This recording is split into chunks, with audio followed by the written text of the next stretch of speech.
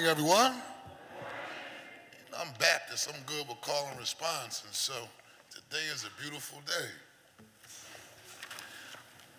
This is the public hearing and public meeting of the Committee of the Whole regarding bills number 260199, 260200, 260201, 260202, 260203, 260204, 260205, 260206, 260208, 260209, and resolution number 260227.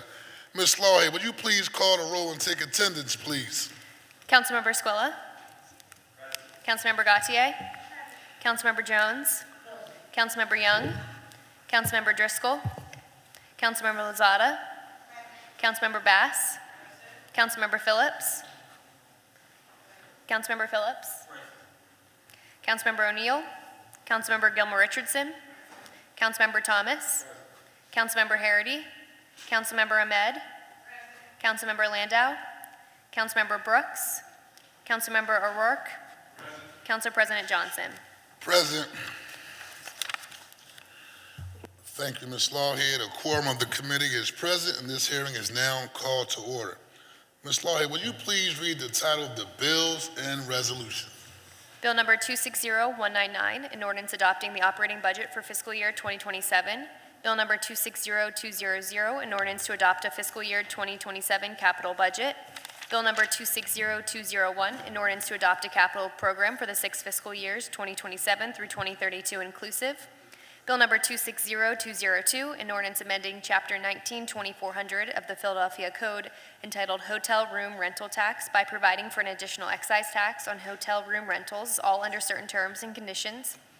Bill number 260203, an ordinance amending Subcode A, the Philadelphia Administrative Code of Title IV of the Philadelphia Code, the Building Construction and Occupancy Code, by adding and revising zoning board of adjustment fees and provisions regarding hearing scheduling, all under certain terms and conditions.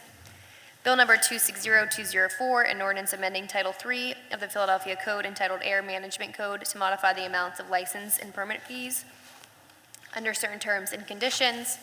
Bill number 260205, an ordinance amending Section 19-1806 of the Philadelphia Code entitled Authorization of Realty Use and Occupancy Tax to clarify the imposition of the tax on the use and occupancy of real estate with respect to cell towers, all under certain terms and conditions. Bill number 260206, an ordinance amending Chapter 600 of the Philadelphia Code Asbestos by adding and revising provisions related to various fees, all under certain terms and conditions. Bill number 260208, an ordinance amending Chapter 19-1800 of the Philadelphia Code entitled School Tax Authorization to add a new section 19-1808 entitled Authorization of Rideshare Use Tax to authorize the Board of the School District of Philadelphia to levy a tax upon the use by a passenger of a transportation network company for a prearranged ride that originates in Philadelphia, all under certain terms and conditions. Bill number 260209, an ordinance amending Title 19 of the Philadelphia Code entitled Finance, Taxes, and Collections to add a new Chapter 19-4800 entitled Retail Delivery Tax to establish a tax on orders for the delivery in Philadelphia of retail consumer and other tangible goods, all under certain terms and conditions.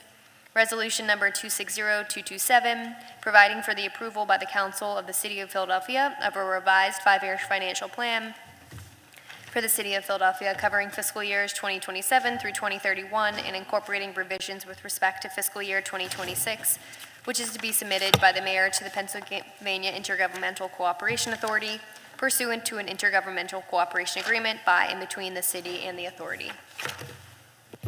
Today we hold the public hearing of the Committee of the Whole to consider the bills read by the clerk that constitute proposed operating and capital spending measures for fiscal year 2027, a capital program and a forward-looking capital plan for fiscal year 2027 through fiscal year 2032.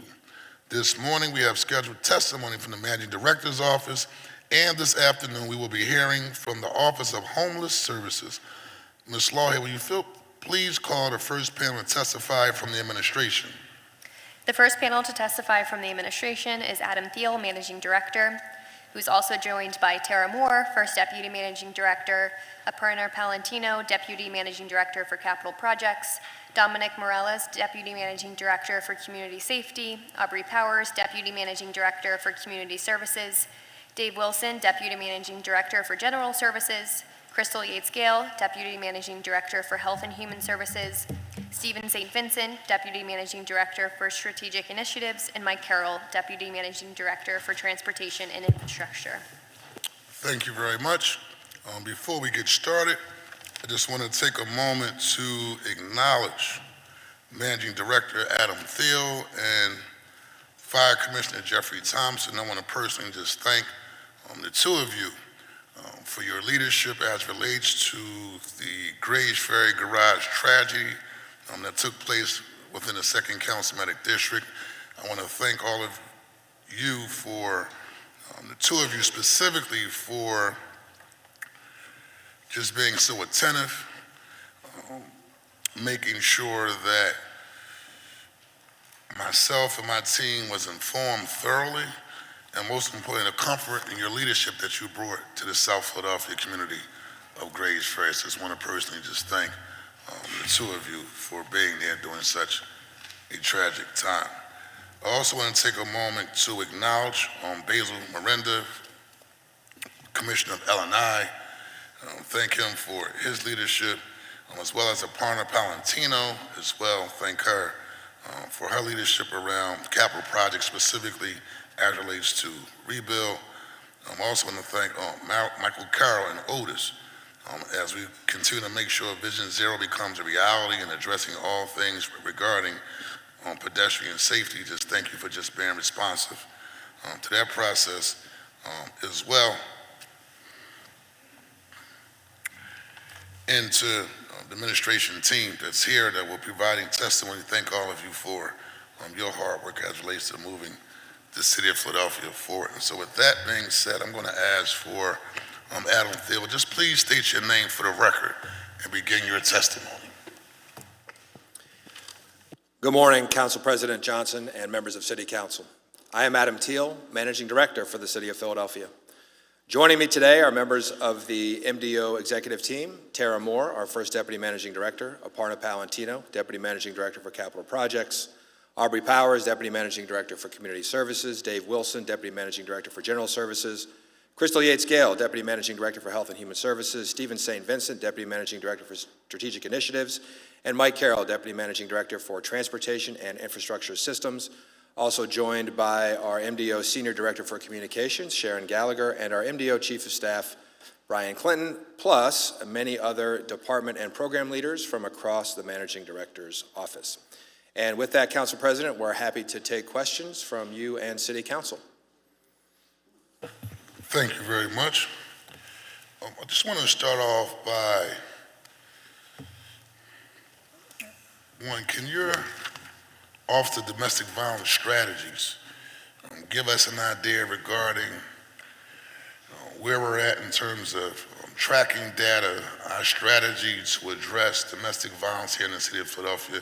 I don't know if most people may or may not know, there's a new terminology called femicide, where we've seen particularly across our nation right now, a significant amount of women being murdered, mostly by their husbands, or some level of domestic disputes, boyfriends. We just saw a tragedy in Shreveport, Louisiana, where 8 children were murdered, and then also attempted murder of the mother as well. And so we've had hearings on this topic. We have recommendations on this topic, and we're going to continue to make sure we make this a priority here in the city of Philadelphia. And so could the Director of the Office of Domestic Violence just give us an update on what our strategies are and how are we working toward combating this issue? Good morning. I'm Azucena Ugarte. I am the Director of the Office of Domestic Violence Strategies. The question is, where are we with the strategies? Yeah, thank you. So we are part of the Health and Human Services agencies. What we provide is what we call technical assistance to the different agencies that provide services. Specifically, we work. Let me just backtrack a little bit. You mentioned homicides and femicides. What we know about domestic violence also is that 1/3 to 2/3 of child welfare caseloads include domestic violence. We know from work with the health department that 21% of our not pregnancy-associated deaths include intimate partner violence. We also know that domestic violence is the #1 cause for homelessness among women and children. We know all this. So besides the homicide, which is the horrible, the most extreme impact of domestic violence, we know it affects the healthcare and the behavioral healthcare of our children and individuals and families. So the work that we do is what we call secondary prevention. So we're trying to intervene with those agencies that provide those services to try to identify and respond to domestic violence as early as possible. Because if we can identify it early as possible, then we can prevent the horrible homicides that we have seen in the last several months. Some of the work that we've done, professional development trainings for child welfare, for the Office of Homeless Services, for the Department of Behavioral Health. A lot of people don't know this, but in the last 9 years actually, we, in collaboration with the Department of Human Services, our child welfare system is the only one in Pennsylvania that has a domestic violence unit. They have domestic violence specialists that support the DHS investigators and the CUA case managers to identify and respond to intimate partner violence. So we try to do that type of intervention. We have worked with the health department during the last 5 years to work with our delivery hospitals in Philadelphia to improve the way they screen for intimate partner violence and respond to that, and how they connect the people, the patient survivors, with supports. And we work really closely with the domestic violence organizations. In the last 3 years, we changed the way we pay for the domestic violence hotline. We increased the funding for the domestic violence hotline, and in the last year, we went through a whole process in which, for the first time, the domestic violence hotline upgraded the technology, the first time since 2005. So those are some of the things that we've been doing. Give me an idea, how are you going about collecting data, and whom will you share that data with? Yep. Some of the data that we use is the one that the city already collects. So we know how many calls we get to the domestic violence hotline, because that's something that the domestic violence agencies report to us. So we get that information. We know how many of the new cases in child welfare, in how many of those cases we explore for intimate partner violence, and when intimate partner violence was disclosed. We have the same type of data for the health centers. We get some data also from the police department, mostly about the domestic homicides. So there are different points of data that we get. We collect that data, and we started doing a fact sheet with all that data is summarized, and also has national data and some state data, so we can see the comparison at the national, state, and the city data. The data fact sheet is in our website, in our webpage, so you can see it. We share with the public. How do we compare with other cities? It's hard to compare because of population varies from city to city. I would say in our conversations in conference and with other state organizations, counties, we are, the last time I checked, we are the only city that works around domestic violence with the health and human services. A lot of cities has interventions with the police and about criminal justice system. In the health and human services, we are one of the few that actually has that focus. So I think we're ahead of that. When we're looking at national level, we actually have been trying to figure out, there has been a decrease in homicides, but an increase in domestic homicides. That's a national trend. We're still not sure what is happening. We're trying to understand what is happening. We do know we are doing good work and that we could do more work. Okay, I have another question, and I'll wrap up. In terms of your partnerships with other city agencies, because I know you were here doing during the hearing that I hosted, and you came up and spoke, do you meet with police department, district attorney's office in a working group fashion, either once a week, every other week, so everyone's talking to one another regarding our strategies and our partnerships to move forward to stay laser-like focused on this issue? We meet for different reasons, for different purposes. So my office is part of the Domestic Violence Law Enforcement Committee. District Attorney's Office is there, the community-based organizations are there, representatives from the Sheriff's Office are there. That's every month. Every month? Yeah. Okay, that's all I wanted to hear. Perfect. Yep. Okay. Thank you very much for your leadership on this matter. Can we have Dominic Morales from the Office of Emergency Management? Is he here today? Council President, Deputy Managing Director Morales, who you know is also our Emergency Management Coordinator, has been working very hard around the clock, also on the collapse. He had a family wedding this weekend and is on his way back. We have other folks. We can certainly answer any questions you might have. Just want to give him his flowers, that's all. Oh, yes, sir. Publicly. He's all credit to the team, sir. He's really, we're happy to have him. Well, yeah, he's definitely was on the case. I have a question around, we're celebrating 2026. We have events taking place all throughout the city. We have a war going on globally where comments were made specifically that they will be targeting certain high-profile events as well as iconic places. And obviously, we're the birthplace of America. We have Independence Mall, Art Museum, a lot of key institutions that could be prime spots for targets as well as high-profile events, which I think is going to be pretty different than the other city across our country. What are we doing to be proactive to keep our residents safe and comfortable when we decide to go out and participate in the 4th of July event or to the FIFA World Cup?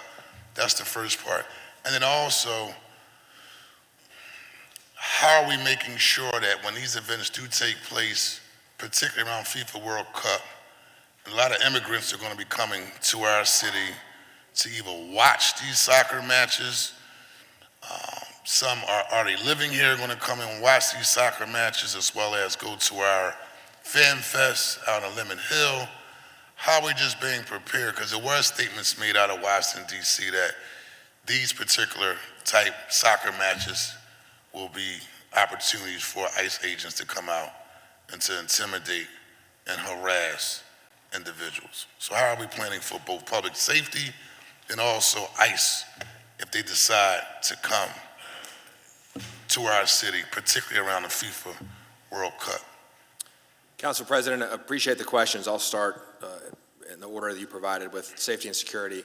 We have been working with obviously our partners in the Office of Special Events, our City Representative Giselle Jones, Chief Deputy Mayor Vanessa Garrett Harley, literally on this for years now, constantly in the same One Philly team fashion that we do everything else, and also working with state and federal partners continually to understand the nature of the threat. And you're right, this was going to be a safety and security challenge under the best of circumstances, and right now we're probably not in the best of circumstances. That said, with all of the planning and coordination, and Deputy Managing Director Morales has really been, emergency management's role in that is that coordination and making sure those partnerships, and we have the battle rhythm to keep doing that continually. I feel like we are well prepared for whatever comes. I can honestly say, and truly, would probably say this anyways, but I can say truly, with the many things that I've done around the country and being here now for almost 10 years, there is nobody in the country, and I'll knock wood as I say this, there's nobody in the country who does special events as well as the city of Philadelphia. It is just true. We have a lot of practice, as that famous Philadelphian said. It's about practice. We have the relationships, the durable and sustainable relationships, and that really, when you're dealing with crises, preparing for crises, that's what it's all about. So we have those, regardless of any political rhetoric, We have those working relationships at the working partner level with all of the federal and state entities that we need to, with our not-for-profit partners, contractors, vendors, all of the folks who are going to come together to ensure that our city is safe and secure for everything that is going to happen during America 250, including the FIFA 2026 matches. Now, these are challenging times, as you said at the outset. Really confident, another thing I would probably say anyways, but it's absolutely true in my experience. Our police department is the best in the business with Mayor Parker's leadership and the investment in the police department over the past couple years and city council support. We really have the best police department in the nation, and they have those working partnerships as well. The work that they're doing in our communities, that's another set of relationships that are so vital for dealing with these events where we may or may not get noticed, these sort of, people call them lone wolf events or whatever. So I really feel like we're well prepared, and that said, we are going to be on a 24/7, 365 footing for the core period of time that we expect all these events to happen. And we'll have our Emergency Operations Center staffed around the clock. We'll have be working with PPD, and they'll be working with all their law enforcement partners to make sure that we're on top of it. And that said, we really do want to encourage folks now, because 2026 is now. There are events happening now. Yes. We do want folks to make sure that they are signed up for Ready Philadelphia. You can go to phila.gov and navigate to that, because that is a key way that we're going to transmit information to folks beyond the normal channels and social media. So we really want folks to sign up for Ready Philadelphia. So, our residents, businesses, and visitors are part of that equation, a key part of that equation for keeping the city safe and secure. Now, talking about visitors and immigrant populations. Look, we are and remain a welcoming city.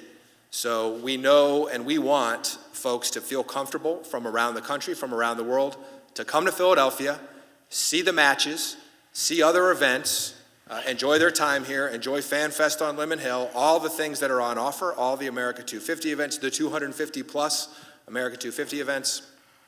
Our Office of Immigrant Affairs, with our leadership by Charlie Ellison and his team, they've been integrated in the planning for all the 2026 events to make sure that we have welcoming services available, translation services available, and if anything should happen, to make sure that we have the supports there that are available to wrap around those visitors. As far as relationships with particular federal agencies, that's something I would have to defer to PPD. I would say they have excellent working relationships with federal and state partners, and our Office of Immigrant Affairs is not just ready, but excited about, as we are all excited about, welcoming visitors from everywhere and anywhere to Philadelphia for this incredible year.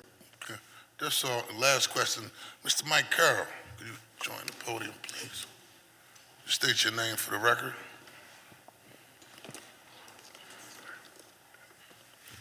I'm Mike Carroll, Deputy Managing Director for the Office of Transportation and Infrastructure Systems. Thank you, Mike. Mike, I just want to get an idea on your strategies to make sure we continue moving forward with Vision Zero. So I just want to get an update briefly on, in terms of protected bike lanes, right, and bike lanes just in general, which percentage of our target goal has we completed thus far to date? Two, I mentioned this before, but I'll go on a record officially requesting it. Strategy around daylighting, right? And what it takes for us to implement daylighting across the city of Philadelphia. And there's a budget requirement to help us accomplish that, and everything that we can do on our end to use daylighting as a mechanism to prevent pedestrian tragedies. Yeah, thank you, Council President, for those questions. I'll have to get back to you with some specifics in terms of what percentage of the network is being looked at for protected bike infrastructure. I'll just take a minute and talk through in general We're always trying to upgrade things as we have an opportunity to. The type of protection we look at varies from simply just putting in a painted buffer, which is the minimal, but it's easy to get out there, to putting in some vertical elements or some potentially hardened elements that separate the bike lane, to in some places where we use the parking space itself to separate the bike lane from vehicular traffic. And in general, our goal is to achieve the maximum protection over time that we think fits with the conditions on the street. But we sometimes see that when we've done something which was a little bit more what we'll call tactical, maybe it's paint, maybe it's some flex posts, but we're not getting the result that we want, we'll go back and we'll change our target.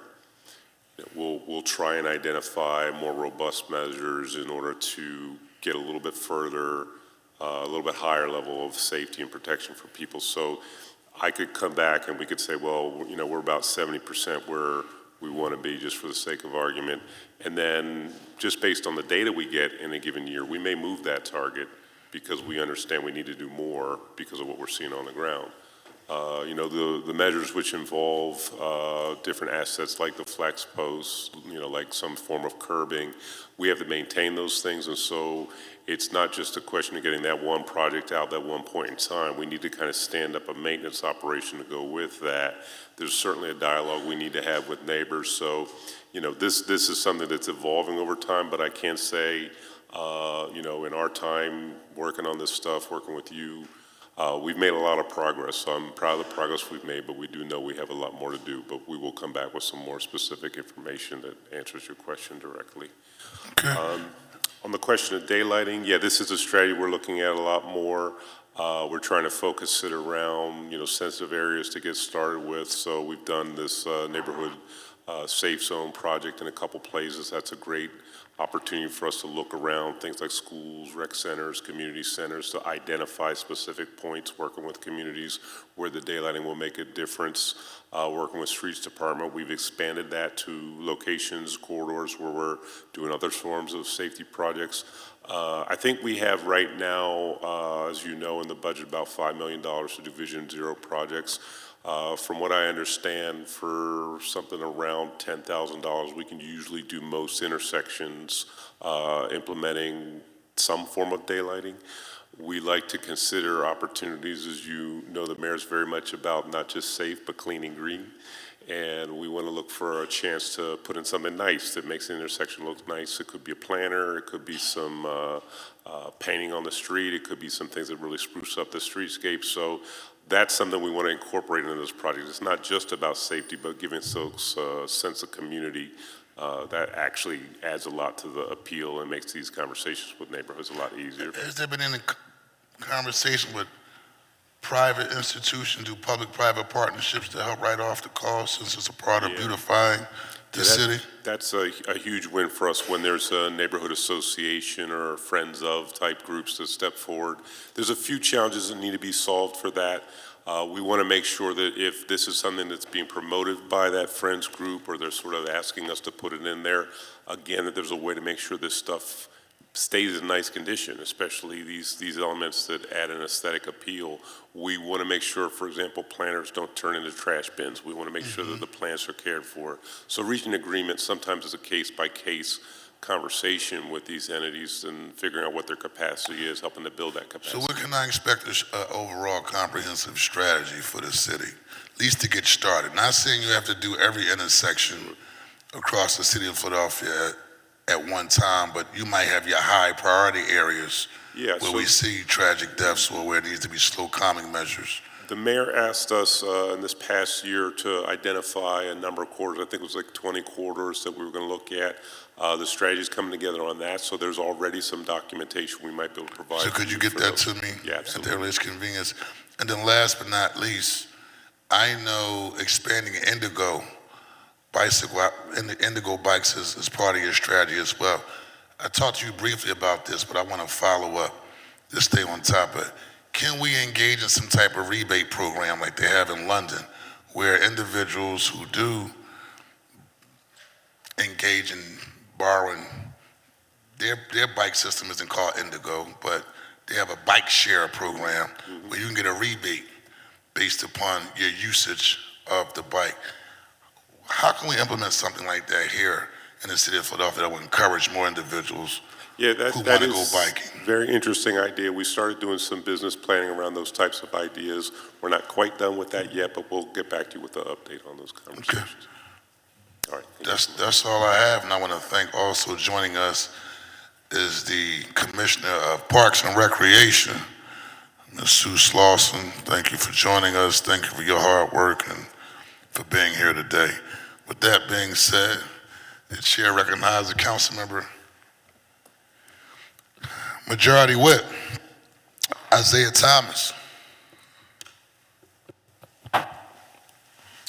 Sorry, Council President. Good morning, everybody. Good morning. Thank you for allowing me to be here. I want to start with Mike Carroll. You probably knew that already, but I want to start with something Council President started talking about as it relates to Vision Zero. Last year, we did see some revenue go to Vision Zero, probably not as much as I know folks wanted. Can you talk about 30 seconds about this year's budget, Vision Zero? What does it mean for the high injury network, and also how the speed cameras is impacting some of the things that we're seeing as it relates to fatalities? We had the police commissioner here the other day, and the police commissioner said that there's still a lot of complaints around hazardous driving despite the cameras. So if you could just give us an update on that, that'd be appreciated. Yeah, so just to start with the budget, so I mentioned that the mayor's budget includes $5 million. I want to be clear, there's additional work that will be done as part of the streets department's budget, including the paving budget. That gives us an opportunity to implement on many corridors other traffic calming measures. We always look for opportunities to leverage federal and state funds. So these funds that go to streets department, the funds that are going to the Office of Transportation are often matched, 80% federal for every 20% of city funds that go in. So there's a lot of work we can do even with smaller amounts of funding that's directed to us, and that's always our approach. To speak to the speed cameras, we're certainly very hopeful that by expanding the number of corridors that we have speed cameras installed on, we will see similar results to what we saw on Roosevelt Boulevard, where in the first year we saw over 90% reduction in the amount of speed violations on that corridor. That translated directly into improvements compared to the rest of the city for traffic deaths and serious injuries. We know that once we took Roosevelt Boulevard off the top of the list, the next that was at the top of the list was Broad Street, especially North Broad Street, where a number of tragedies continue to take place. So we're hopeful as people get used to kind of moderating their speed, we're going to have a similar improvement in terms of people not getting killed and not getting injured, eliminating these tragedies as the council president spoke to. People have had a lot of reactions to what's going on. We've always tried to make sure that there's an adequate warning period for people so that they can adjust their behavior. The way that the cameras work, if we're setting a 25 mile per hour speed limit, people don't get a ticket until they're driving 36 miles per hour. And it's important to keep these numbers in mind because it's when you get above 36, you get to 40 miles per hour, that's when people end up getting killed. And that's important, right? Because the data says that once a car accident occurs over 25 miles an hour, the likelihood of a fatality increases significantly. Yes, it does. And I'm putting this information on the record because we understand it's very unpopular, but these are the type of cultural changes that we need that will essentially save lives. This week starts the school speed cameras, That's correct? Right. So talk to us 30 seconds because I'm running out of time. Where do we see the school speed cameras going, and what type of impact do we anticipate that having? And I think it's also important to note for the record that the cameras are only active when school is actually taking place. You can't get that ticket at 6 p.m. on a Friday night, for example. So can you give us 30 seconds on that? Yeah, so, I don't think anyone can argue with the idea that the most sensitive populations, these are our kids out there, should not be given the maximum protection And that includes the speed camera program being active, like you say, during school hours when people are coming and going from school. And, our hope is the same, is that once we have that protection in place, that people behave themselves when they're behind a wheel, and they moderate their speed and they control their driving. They're more thoughtful about what they're doing because, again, the whole goal of this is to reduce the tragedies and keep our kids safe. We'll get you a list of the schools that we're looking at, but that's gone active. And so we're just hoping that as we close out this school year and start the next year, we have fewer stories in the paper. Yeah, and those stories are always sad. They're always unfortunate, often random, often impacts Black and brown neighborhoods. And so please, once you determine what those schools are, please let us know. We want to make sure that we're advocating for that. So thank you for your work. Thank you. As it relates to the Managing Director's Office, we passed legislation coming out of the pandemic called Keep It Local. Keep It Local basically required that a certain percentage of all city contracts go to Philadelphia-based businesses. The data suggests that those numbers are down. Not just with Philadelphia-based businesses, but with Black and brown-based businesses. Can you tell me where we are as it relates to procurement through this department, specifically looking at what percentages of contracts go to Philadelphia businesses and what percentage of city contracts go to Black businesses as well as women-based businesses?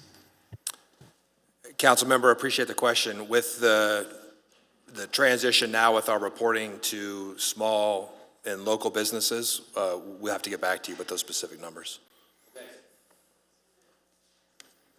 So Council President, I'll move on and tee up for the second round, but I do want to be clear, if those numbers don't come back, the Managing Director's Office needs to be called back. This is important. We're not just talking about contracts for Philadelphia-based businesses, we're talking about contracts for Black and brown-based businesses, and we passed the legislation coming out of the pandemic because we told people if we're going to ask folks to invest in Philadelphia, it starts with Philadelphia investing in Philadelphia, and we've been able to maintain a number where we've seen that number grow every year since Keep It Local has been in existence. This year is the first year that we're seeing those numbers come back. So we really want to see the data as it relates to local contracts. Why are the numbers being reduced for Philadelphia-based businesses, Black-based businesses, and women-owned based businesses? What impacted that? And what do we need to do to get us back on track to where we need to be? So, Council President, I'm told that this information isn't available today. I don't know why the office would come before us without this information available. I literally ask about this every year. I actually thought it was a softball question. I ask about it every year. And so I thought it was going to be an explanation as to why the numbers were different. Clearly it's not. I think the Managing Director's Office should be called back if we can't get an answer today. Thank you, Council President. Thank you Thank you very much. Member Thiel, would you be able to provide that information in a timely fashion? And if not, then we'll be calling you for a second comeback round, okay? Council President, we will we'll do our best with the data we have as soon as possible. Actually, for the record, Member Thomas, would you just like them to come back for a second round period? How would you like that? We have the afternoon as well too, so I don't want to just jump to that scenario. But again, this is one of the most important issues that we have as it relates to our local economy, right? We're exploring every option that we can to generate revenue for the city of Philadelphia, and this is a way that we've been successful generating revenue for the city. So if the information isn't available in the afternoon, absolutely, I think the office should be called back and be able to produce these numbers and allow members to be able to ask questions about why the numbers have been different than the consistency we've seen in the past. Thank you very much. That's an official request. Thank you very much, sir. Absolutely. Chair recognizes Gilmore Richardson, then Cindy Bass. Thank you. Thank you very much, Council President, and thank you so much to the Managing Director's Office and the entire team for the work that you all do. I wanted to start with the thank yous for the Managing Director's Office. Crystal Yates-Gale, thank you for your work. Thank you for your hard work. To Stephanie Marsh, thank you so much for all the hard work and coordination. Sarah Barnett, who is from ACCT, she's always a phone call away. And Tara Shinecki, also ACCT Senior Director of Operations. We appreciate all the help that you all assist us with for our constituents. And Mike Carroll, thank you so much. Mike, I got to put on the record, we need you all to address that parking situation. It's become untenable out there, the parking situation. Whatever we need to do to fix it, we need to fix it because it's untenable at this point. So at any rate, I wanted to start with that. For the Managing Director's Office, I only have a couple questions that I want to put on the record. One that I've asked every department. And I'll start with that, but I want to get all of my questions on the record and then wait for a response. Okay, thank you. So in FY25, how much underspend did MDO have and in which classes? In FY26, what is your anticipated underspend and in which classes? For emergency shelter, there was roughly $4.1 million allocated in MDO's budget toward the shelter bed expansion for FY26. The total cost of the shelter bed expansion in FY26 is $10 million. So please explain why the cost is doubling for FY27. In FY26, MDO carried an additional $3.4 million in emergency housing costs for the Office of Homeless Services. Please explain. And finally, the Wellness Center has $6.7 million budgeted for maintenance costs with Elliott Lewis.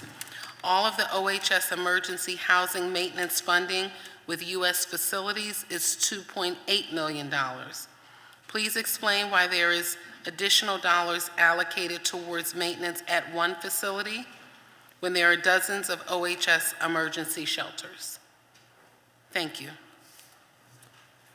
Councilmember, appreciate the questions. Do you want answers to those now? Do you want us to get back? Yes, Okay, now. I wanted to get them all on the record, while I have time. Thank you. we will start with the questions about the maintenance costs. I think we have our DPP commissioner here. And to repeat, as they're approaching the witness table, the Wellness Center has $6.7 million budgeted for maintenance costs with Elliott Lewis. All of the OHS emergency housing maintenance funding with U.S. facilities is $2.8 million. We're trying to figure out why there's so much maintenance costs allocated to one facility versus all of the OHS emergency shelter facilities. Hey, Council President. Joe Brasky, Department of Public Property Commissioner. Thank you, Council Member. Thank you, Joe. Thank you to you and your team. No problem. Thank you. I can answer the maintenance costs for the wellness as we maintain Philly Homer Gerard and Riverview Wellness. I cannot explain the OHS maintenance costs as we do not provide maintenance here at DPP for OHS. Cheryl from OHS can answer that question for you. Thank you. So you all, just for DPP, you all oversee wellness and Philly Homer Gerard.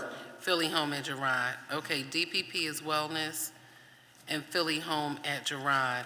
And I think the question is really, the maintenance cost with Elliott Lewis for the Wellness Center is $6.7 million as budgeted, but for all of the OHS emergency housing maintenance funding with the other contract with U.S. facilities is only $2.8 million.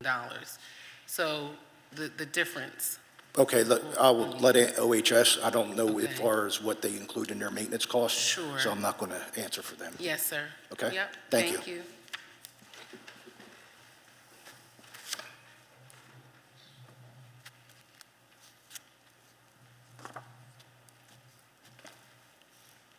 Good morning. Good morning. Cheryl Hill, Executive Director of the Office of Homeless Services.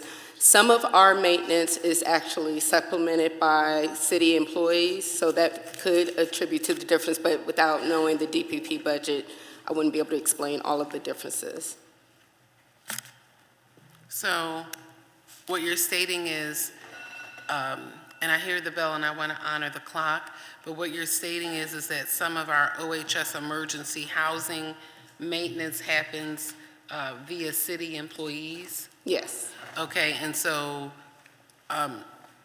does that happen at the Wellness Center? I'm just confused because the Wellness Center, and I guess this would be Wellness and Philly Home at Gerard, has $6.7 million budgeted for maintenance costs. That's under a separate contract.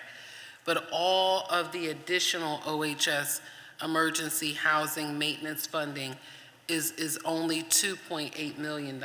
That's for everybody. but two facilities has $6.7 million. Correct, and just to clarify, Philly Home at Girard and Riverview Wellness aren't under OHS, so I wouldn't be able to explain those budgets. No, I understand that. I hear what y'all, but, all right, I'm not going to do this today. I feel like you all are taking me in a circle. I receive what you're saying, and I understand what you're saying. You know I understand what you're saying.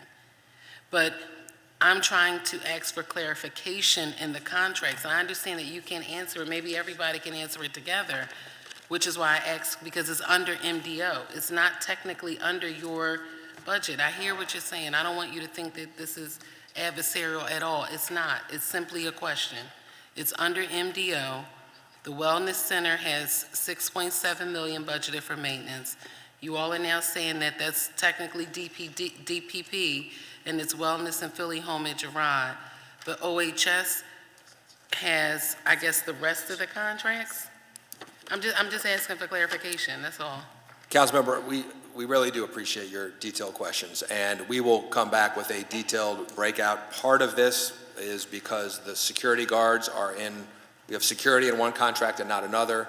Another is the difference between the square footage of the buildings. So we can get back with a detailed answer to across different agencies. Obviously, we are doing all these things in partnership, so we have multiple teams, cross-functional teams that are doing this. So that really is, a lot of these costs and a lot of the work is done across the entire team. So we can break those costs out the way you're asking and get them to you timely. Okay, and if you could just break them down by facility then, because the $2.8 million covers a plethora of facilities versus, I guess what you're stating, the $6.7 million covers 2 facilities, correct? And then if you could add in the Class 100 allocation for the individuals who are providing the maintenance, that's just for question 5. Okay? Councilmember, we can absolutely do that. So Okay, we'll get those thank back you. to you timely. I heard the bell and I want to honor the clock, but I'll respectfully request to come back to address the 4 other questions that I did ask. Absolutely. Madam Leader, do you have another question you would like to ask? Thank you, Council President. For MDO in FY26, you carried an additional $3.4 million in emergency housing costs for OHS. If you could just explain. And then there's roughly $4.1 million allocated in MDO's budget toward the shelter bed expansion in FY26. The total cost of the expansion in FY26 is $10 million. Please explain why the cost is doubling for FY27. And then if you could speak to your underspend in FY25 and in which classes, and in FY26, what is your anticipated underspend and in which classes? Councilmember, we're going to have to get back to you on the FY25 underspend breakout. We need to get back with finance and break that out for you the way you've requested. FY26, we're still mid-year, so we don't know. Anticipated. I'm not sure I guess I would say if you're asking, and you are asking me right now, I don't know that we'll have any anticipated underspend. We are working across all of these teams to get all of those beds delivered, and because you're This there is in with general. us. This is not just about the And I mean, everything, a lot of the This things. is the entire MDO. These are works in progress. We are working very hard across multiple agencies to deliver, and it would be really premature speculation for me to guess what our underspend would be. Yeah, but we typically would know because you would know what you've done in your first couple quarters. So you would know, and that's why the difference is how much is the underspend in FY25 and what is the anticipated underspend in 26, because we have quarterly data via the quarterly city manager's report that we can look to give us the number. So I'm just asking the question on the record so that we have the information. So I'll respectfully request to honor the clock in my colleagues' time, that we have a callback for the managing director's office so that they're able to respond to the questions that I've notated for the record. Thank you, Council President. Thank you very much. Chair recognizes Councilmember Cindy Bass and Councilmember Jim Harity. Thank you, Mr. President. Good morning. Good morning. How's everybody doing? Listen, we recognize the importance of the Managing Director's Office and all of the agencies and departments under it, and want to say, number one, a big thank you for all of your hard work. I had really two things I wanted to just touch on this morning. One is the coordination of city services, and I think I talked about this earlier in the budget season with the Streets Department around the roles, or the role that the managing director's office or different departments, whether it's streets or whoever, Otis, around coordinating services that are happening, particularly like, let's say paving, coordinating paving services. And, the example I used is how, in my neighborhood, they tore up all the streets, replaced them, looked great. That was about 2 years ago. And then they came back through and ripped everything up this year and put in new piping, which feels like not just feels like, it is an incredible waste of money. So I just want to make sure that this was, a one-off. This is not something that's happening, but I hear about it more often than I would like. So what role does the MDO's office play in making sure that these kinds of things don't happen? This is Mike Carroll, Deputy Managing Director for the Office of Transportation and Infrastructure. So broadly, that is part of my portfolio within the Managing Director's office. The coordination is run through the Streets Department. So the Streets Department's basically I don't want to mix metaphors, the air traffic controller for the right-of-way. So what's going on when in the right-of-way is managed through a couple different platforms, and one of them we call the Guaranteed Pavement Information System. So anybody who has planned work in the right-of-way needs to register that work in this system we call GPIS. We try and go as far out as we can, and then when we see conflicts between different jobs, the Streets Department directs those entities to work their conflicts out and get into sequence.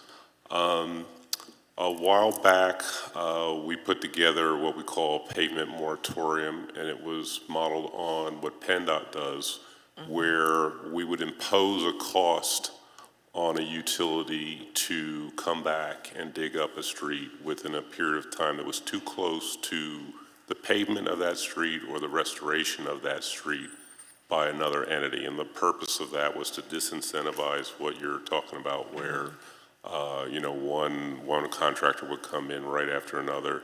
A lot of the streets where we saw this happen, which were more egregious, were actually PennDOT streets. So a lot of arterial streets are PennDOT streets.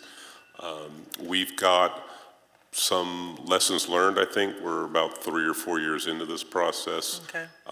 There are some parameters, thresholds that need to be hit before that kicks in.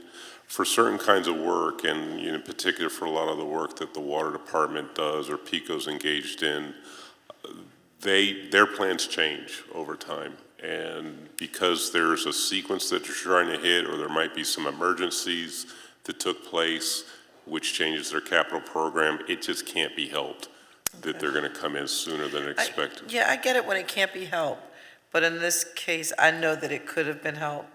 But, just making sure that you all are mindful of, and I'm sure that you are, of the expenses. That's really my point. I want to move on because I know the bell is running.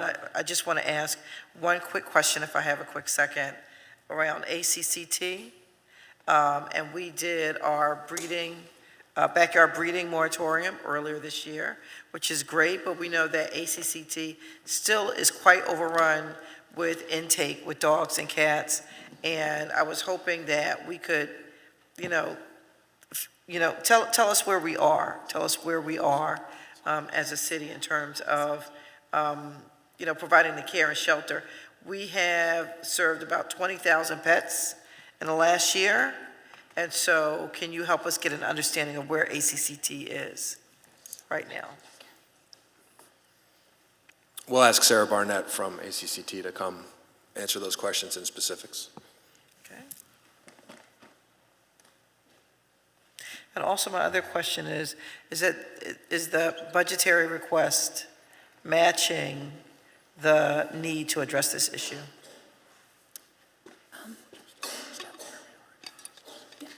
Hi, my name is Sarah Barnett. I'm the Executive Director of ACCT Philly.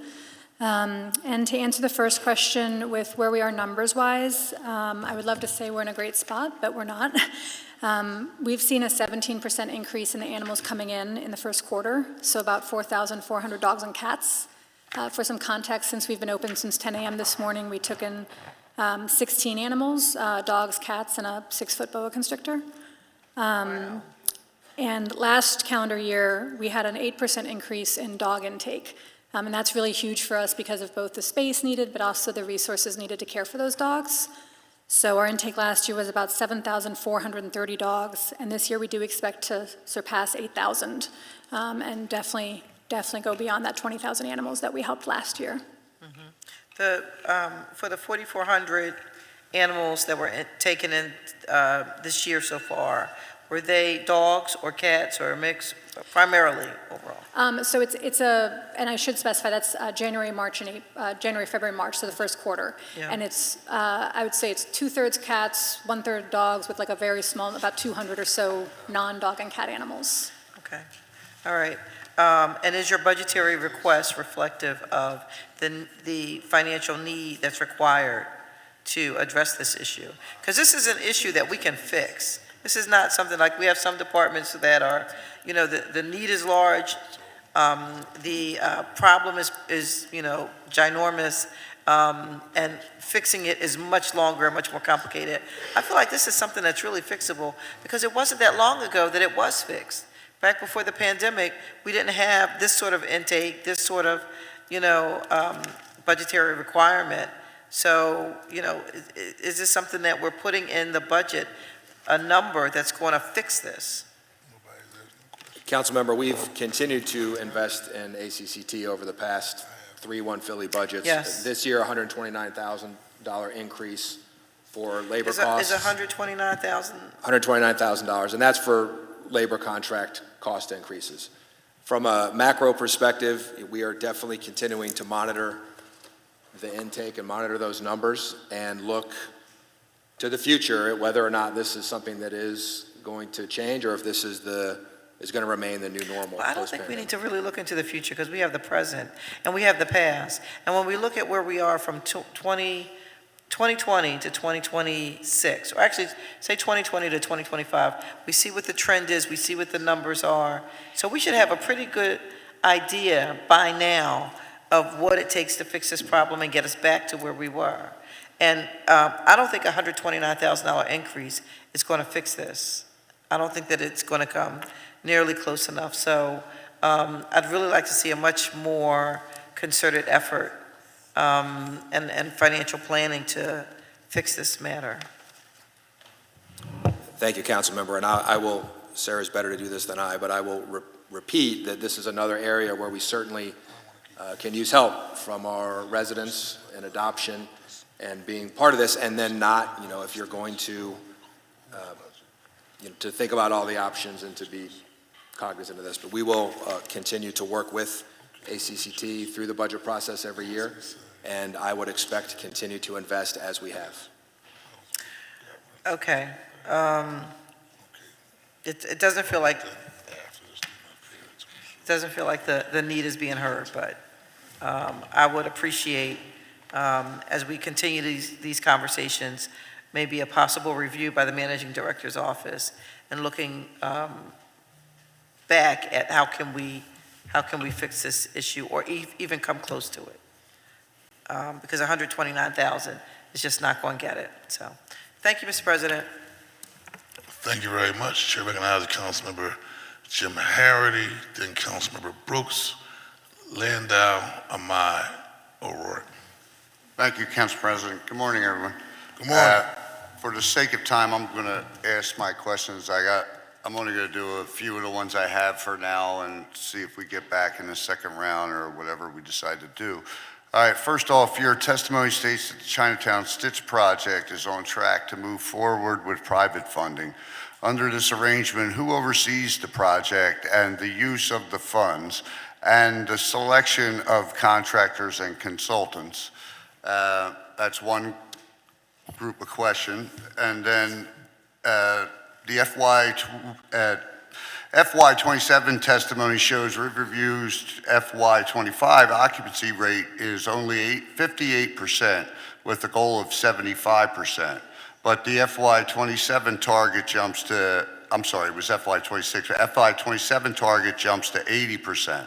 As of the mid-September 2025, Riverview had 186 residents, a bit more than half of the 336 beds maximum. What are you doing differently to reach this goal of 80% occupancy?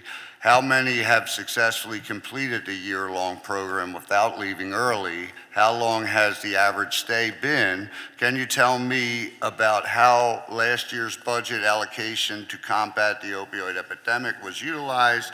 Do you have data to show the reduction of opioid overdoses and improved community health? How is the city collaborating with local health and community organizations to help support networks for individuals needing help? Councilmember, we can definitely answer right now about the Stitch. Okay. Okay, so I'll try and be real quick. We do not have construction funding for the Chinatown Stitch. There are ideas about how to raise private funds, and there's also some similar ideas about, leveraging what we'll call value capture. Can I get a point of information? Sure. If you don't mind. Are we working with our federal partners Oh, to absolutely. still see if we can get the money back, maybe having conversation with Senator McCormick, the Brendan Boyles of the world, to see if we can bring that funding back to the table? Is there Yeah, aggressive that's the top conversations? priority, and Representative Boyle in particular is he's on this case. So we look forward to continue to work with him and our senators to get that money brought back to Philadelphia. Chair recognizes Councilman Jim Harity. Okay.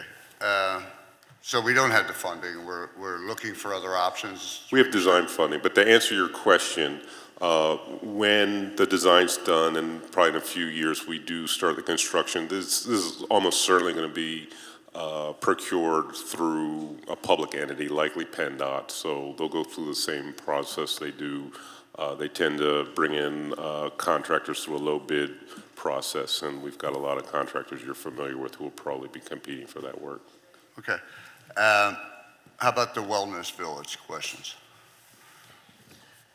Councilmember, we appreciate the list of very detailed questions. We're going to ask Isabel McDevitt to come up and give just a short overview, and then we can get all of those kind of in one place back to you.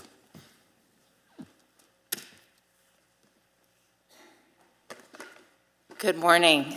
Isabel McDevitt, Executive Director of Community Wellness and Recovery. Thank you so much for all of those questions. I'm not going to get every single one, but we can follow up as needed. We are currently at 95% capacity at Riverview Wellness Village. We have 234 beds licensed as recovery house level of care and have been at the 95% occupancy since January of 2026. We entered our first resident into Riverview on January 27th, 2025. So we now have a small cohort that have reached that year. It took us until July 1 to get to 100 residents, so we've been ramping up. I'm really proud to say that as of now, we have about 70% of folks have been with us for 90 days, which is great. So, thank you. So just a point of information, and some people might be not as informative, but to really get people to stay in the program, right, particularly this population of individuals, for 90 days is extremely challenging feat. And so it's an accomplishment. But to accomplish that is something worthy of acknowledging, because you're dealing with a population that's dealing with life on life terms, right? And sometimes it could be a revolving door. People relapse. People find ways to go back out. And so,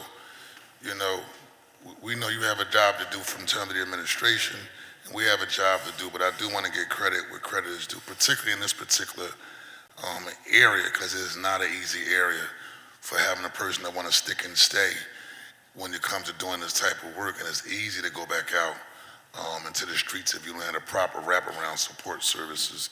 This is after you're off of the drug. Now we just dealing with life on life terms, and life do not stop lifing because you're dealing with substance abuse issues. And so just want to acknowledge that. Member Harry, the floor is yours, sir. Yes, thank you. And of course, you're absolutely right, because the 90 days, that's after they've already completed their program, which could have been another 90 days. So that is actually a big accomplishment, especially for this drug. Thank God I never had the fatal chance. But can you also explain to me, I think we're at 95% already? Correct. So beautiful. Now, what's the expansion look like? Yeah, great question. So, as you know, we sort of phased in with the phases of our renovation. We are going to be opening another 51 beds later this spring. And we are in plans for the future expansion of the new building. That is something that my colleague Aparna Palantino can speak more about if necessary, but that will bring another 300 residential capacity to the campus. And I think it's really important to note that we're working with our partners at OHS, DBH, IDS, and others to really look at what type of beds we need, but we know we can have that 300 beds as soon as that project is complete. Thank you. And can you just say the ratio, women to men, are we about even now? Because I know we started out with the men, I believe, and then we phased in the women. Yeah, so right now, we are about 75% men, 25% women. This is all unaccompanied adults. And that really mirrors the population that we see of unaccompanied adults, meaning no children, in the street homeless population, as well as utilizing treatment services. Thank you. And for the sake of time, you can get back to me with the rest of it. Thank Absolutely. you, Council President. Thank you very much, sir. Chair recognizes Councilmember Kendra Brooks, then Councilmember Dr. Nina Ahmed, then Rue Landau. Thank you, Council President. My questions are for the Manager and Director's Office, and you could just answer at the end. As folks have heard and celebrated the PA Supreme Court in a case litigated by the ALC held on March 26 of 2026, that mandatory life without parole sentencing is cruel and therefore unconstitutional sentence under the PA Constitution. The court, in its opinion, gave the legislator 120 days to act to remedy this. If the legislator fails to act, the most likely course of action is for estimated 1,100 people serving that sentence can receive individualized resentencing. This includes around 500 people from Philadelphia. The MDO serves as the pass-through for the Defenders Association of Philadelphia's funding and also oversees the financial components of the Conflict Counsel program. So my questions are, can you estimate how much a program of this magnitude will cost? What funds have you set aside and from where to cover these costs? What proportion will go to the defender and what portion would go to the court appointed? Do you foresee training funds set aside? And do the attorneys that are currently serving as court appointed have the necessary training and experience to handle homicide resentencing well? Councilmember, appreciate those questions. We'll have to circle back to the Defenders Association and other partners in the judicial branch and law enforcement to get you fulsome answers to all of those. So you haven't started the conversation yet? You just need to, We are in ongoing conversation. There are other partners who are involved in that, in those work streams, who are the real subject matter experts. So to answer that entire list, we'll need to get back with them and then get you answers. All right, thank you so much. That's it. I'm going to just leave it for there. Thank you. Thank you very much, Minority Leader. Chair recognizes Councilman Dr. Nina Ahmed, then Councilman Ru Landau, then Councilmember O'Rourke, and Member Jones, if you hear me, you will have an opportunity to wrap up this first round. Thank you, Council President. Excuse me. Good morning, and thank you for being here and for your testimony. I really have a question about the status of Philadelphia Sexual Assault Resource Center. As you know, this is an essential program with a critical role in our public safety ecosystem. I thank the Council President for starting this hearing, talking about domestic violence, talking about mostly this is violence against women. And so it is very important for me to understand this essential program plays a critical role in a public safety ecosystem.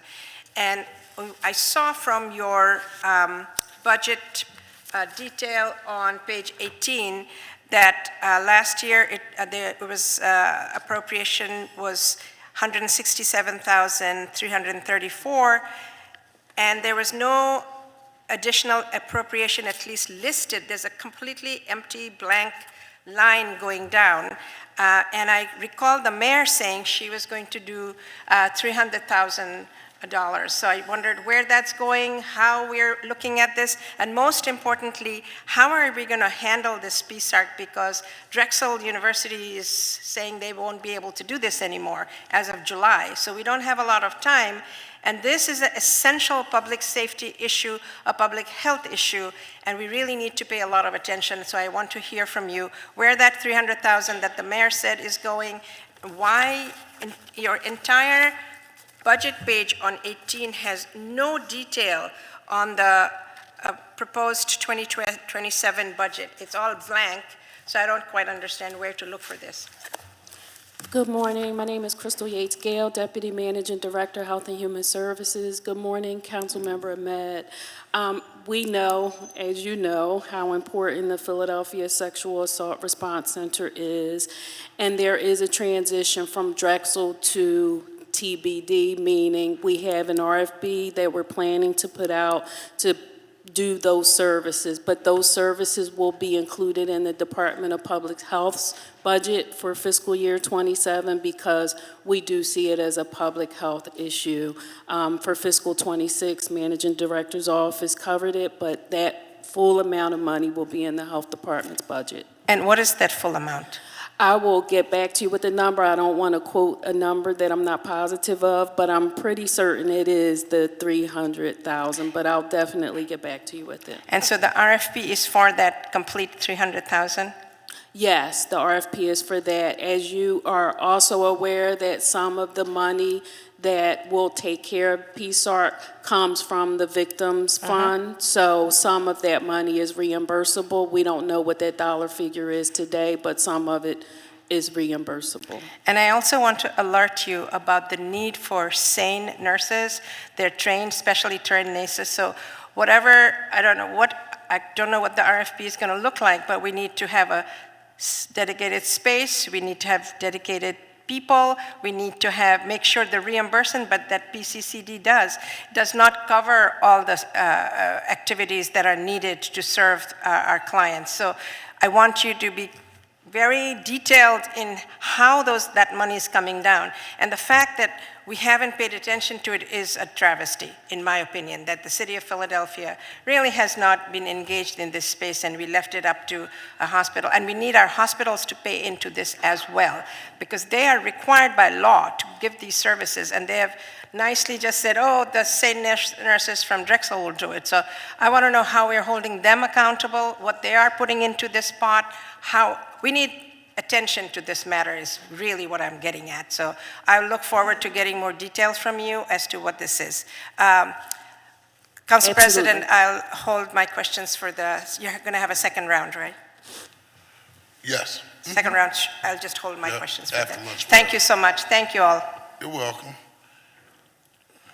Chair recognizes Councilman Ru Landau, Nicholas O'Rourke, then Councilmember Lozada and Phillips. Great, thank you. Thank you so much. Thanks for being here. I'm going to try to get some questions out pretty quickly. The first is about PIFUP funding. The budget for the PIFUP program, which is the Pennsylvania Immigrant Fund, which is a Class 200 contracted third-party providers of legal immigrant defense services, including Nationality Services Center, subcontracting with the Defenders Association. The budget's $950,000, which is the same amount that was allocated last year.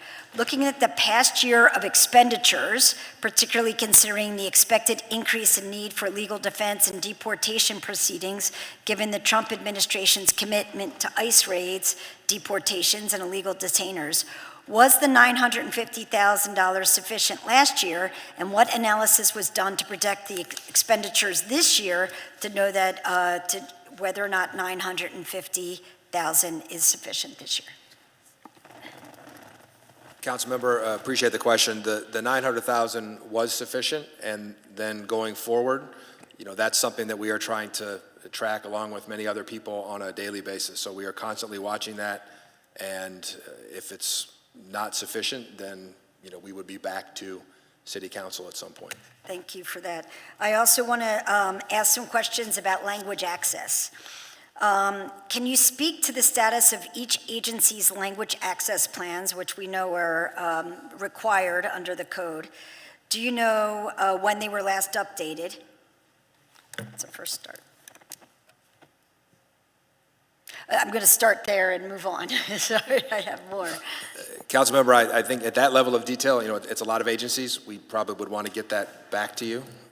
If you want to overall brief, Charlie Ellison from OIA is here. They're the ones who administer the program. He can probably do that, and then we can get you the detailed numbers by agency. Okay, I should tell you that your OIA website shows that the language access plans were last updated in 2017. So I want to know whether or not, what's happened in the past 5 years, have they been updated? Does every agency have a language access coordinator? And do they have the resources they need to implement the agency's language access plan? Also, all of the contracts for the language access providers in total add up to $164,000. Can you speak to the providers like Globo and Language Service Associates? How are they selected, and if they provide sufficient services to city departments and the public? And again, this is the same amount that was allocated over the past few years, though $164,000. Was there any analysis done to see whether or not this needs to be increased? Is this amount sufficient? I kind of want to go back to what our majority leader was asking in the beginning here today. As somebody who oversaw 2 small city agencies, I actually was shielded to the amount of money that was available and moved along the larger departments. And I am continually surprised in these budget hearings how we fund certain things at the highest possible level we can when we've got emergencies that need to be taken care of now. And curious whether or not the city administration as a whole, the cabinet, the managing director's office really sit down and say things like, hey, we're having an emergency, as our majority leader brought up. We have an emergency in the maintenance of our shelter systems. Let's take some of that money now and fix that problem, and then see how we can proceed in the future.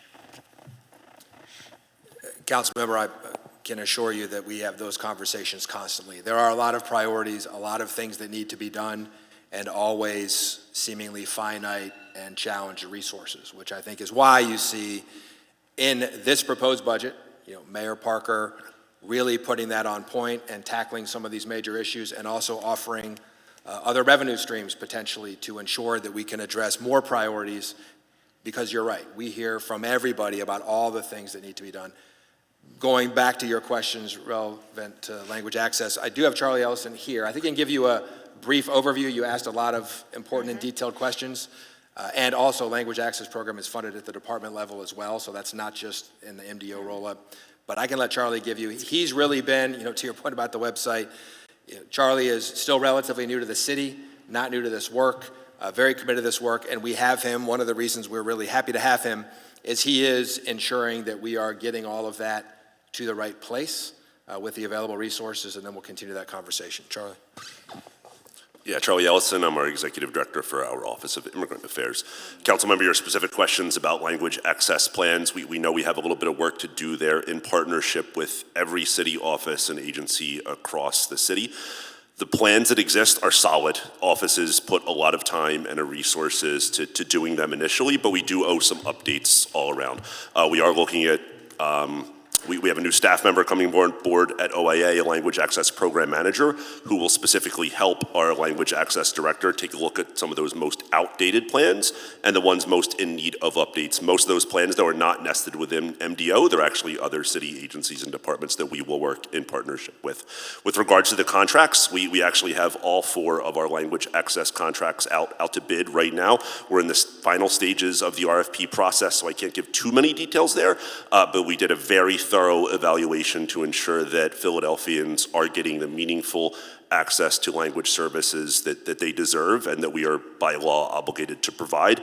And just initially, we had a great application of many different national, international, as well as a few local business entity contractors that bid for those contracts, and we did a very thorough and are still ongoing through a very thorough evaluation process to make sure that the final vendors that are selected are the best possible vendors that also provide the highest quality services for the right amounts of money.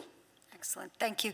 Will you provide, when you get the vendors and a plan for exactly when we're going to update all of this, will you provide all of that to to the committee, to the chair? Will do. Thank you very much. Thank you very much. Chair recognizes Councilmember Nicholas O'Rourke, Ketty Lozada, Anthony Phillips. Thank you, Mr. President. Good morning, Director Teal. Good morning, Councilmember. And to the entirety of your team and staff and all those who are here to present today, thank you for being with us for another budget hearing. I was proud to hear of Mayor Parker's commitment to the Zero Fare program and SEPTA Key Advantage as well in this year's budget. Very excited to hear about it. I wanted to take a moment to that end to express my gratitude to this administration for that. Also to the incredible team that actually runs what we should be reminded is a nationally acclaimed free transit program. It's a big deal. To the transit writers, to the advocates, I think there might be a few still here in the building, who have organized to secure this particular commitment. We want to thank you. Without you doing that work, I think we would not be here as well. But also to our labor partners at DC 33, as well as to our partners at DC 47, who've been fighting for SEPTA benefits for municipal workers for some time now. This is a major win, and it is worth celebrating and to be reminded that we can do amazing things. I did have a few questions about Zero Fare to lift up. My understanding is that the program is, and yes, Director Carroll, my apologies. Good morning to you as well. My understanding is that the program is funded in FY27 and that the Managing Director's Office will continue to evaluate to determine funding, future funding to that end. Can you tell me about what types of evaluations are planned or happening and what criteria will the MDO be looking at to determine the future funding? So folks may be aware that we have good partners in the research community. Both Georgetown University and the Urban League are conducting evaluations, and I'm hopeful, in a matter of weeks, maybe months, we'll have all the evaluations back. One set of measures looked at the implementation of the program. The fact that we were able to leverage data that the city already had at hand, significantly streamlined the rollout of Zero Fare compared to other benefit programs. So that kind of model is something that we're interested in, not just for a transportation benefit, but maybe it gives us an opportunity to figure out how to more easily and efficiently distribute benefits, of all different natures. The other part is to look at the outcomes, and I think that probably is more to your question, is just to understand what the benefit in terms of people's lives, their ability to get employment, their ability to manage their health outcomes if there's, appointments that they need to go through, just, family, household outcomes in general. I think when we have that data, we'll be prepared to look at the comparisons between those benefits for the public at large and the investment that we're putting into it, the investment in terms of staff time that SEPTA's put into it and other partners, and then we'll be in a position where we can advocate for what the right size of this might be in the upcoming budgets. But that information is going to be very important. One of the things that made it a challenge in the meantime in this year was because we didn't have that data. So having all that information is going to be the strongest basis for the administration to figure out. Very good. And kind of in that same spot, I wanted to ask, how does Zero Fair partner with local nonprofit partners and other city departments to provide wraparound services to enrollees? And also, how does the MDO, how has MDO ensured that community members with disabilities can be served by Zero Fair in particular? So I'll take your first question on. I might have to get back to you on the second question. Generally speaking, the Zero Fair program itself takes kind of a light touch in terms of working with community partners. We've identified those we think can be the most supportive in terms of distributing the fair media cards, but also have access to populations we're interested in serving. So once we put together our database, we're able to work with folks we know are engaged in those communities. I think that information will be refined as we get the evaluations back. These organizations have missions we feel like are well aligned with the goals of serving these demographics. So certainly that's something we take into consideration, but we'll have more thoughts about that, I think, when we see the evaluations. In terms of serving the ADA community, I think this is something that we can look at. I think some of the data we work with is mostly focused on income demographics, but that's something that we might be able to consider, and then talking through with SEPTA a little bit where there might be gaps in the services that they provide that are targeted to the ADA goals. That's something we could learn from as well. Thank you, Director Carroll. I have other thoughts that we'll dig in on with you, but I look forward to hearing the Thank you, sir. evaluations. Yeah, is there going to be a second round, Mr. President? Yes, sir. Yes, Sure will. Thank you. Chair recognizes Councilmember Ketty Lozada and Councilmember Phillips. Then we'll go officially into our second round. Thank you, Council President. Thank you for being with us this morning. Could you speak into the microphone, Member Lozada, please? That better? Yes. Thank you for being with us this morning. I'd like to recognize and share appreciation for the work that I've been able to do over the last year for Crystal Yates-Gale and her team, as well as the folks over at DBH, IDS, and CBH. Thank you so much for your partnership and the work that we've been able to do together. My questions are related to a meeting that I was able to attend on Friday with the HUD Secretary. HUD is positioned to make some drastic changes that would directly impact Philadelphia and our homeless agenda. According to OHS, more than 6,000 people are currently housed through a COC program in over 3,000 units. I understand that HUD is proposing to put a 30% cap on permanent housing renewals by moving COC dollars to supportive services projects. It could potentially leave thousands of people homeless, in part because permanent housing individuals aren't eligible for transitional housing because they are not homeless, as technically, right? My questions are the following. Can OHS provide more details about this, including OHS's contingency plan? Does OHS have data on how many people this will impact? What are some of the recommendations that OHS can provide to those who will be impacted? And where are the people who exit CRC supposed to go if we currently don't have enough beds at PSH, and are we prepared for all of this? Thank you for your question. So for part of that, I would have to defer to law because there are several lawsuits and injunctions going on, and so I would like our colleagues from law to talk about that. However, I will say part of even coming up with a plan means that we have to work with our COC board. So I can't speak just as OHS by ourselves because as part of the continuum of care, we actually have a board. Yes. Here's a point of information from Majority Leader Kathleen Gilmore Richardson. Yes. Point of information, is the city of Philadelphia a party to any of the litigation notated? I would have to defer to law on May that. we receive a response from the law department regarding that? Because if we're not party to this litigation, I don't see the reason why we're unable to discuss it in this hearing. Thank you. Thank you. But to clarify, the continuum of care, we are the lead agency for the continuum of care, but we do not make all the decisions by ourselves. We actually have a HUD alignment committee as part of the continuum, which they have to vote on the decisions that we make on how we're going to submit our application, and then that has to be approved by a board. Just a point of information, I do want to go back to Majority Leader Kathleen Gilmore Richardson's line of questioning.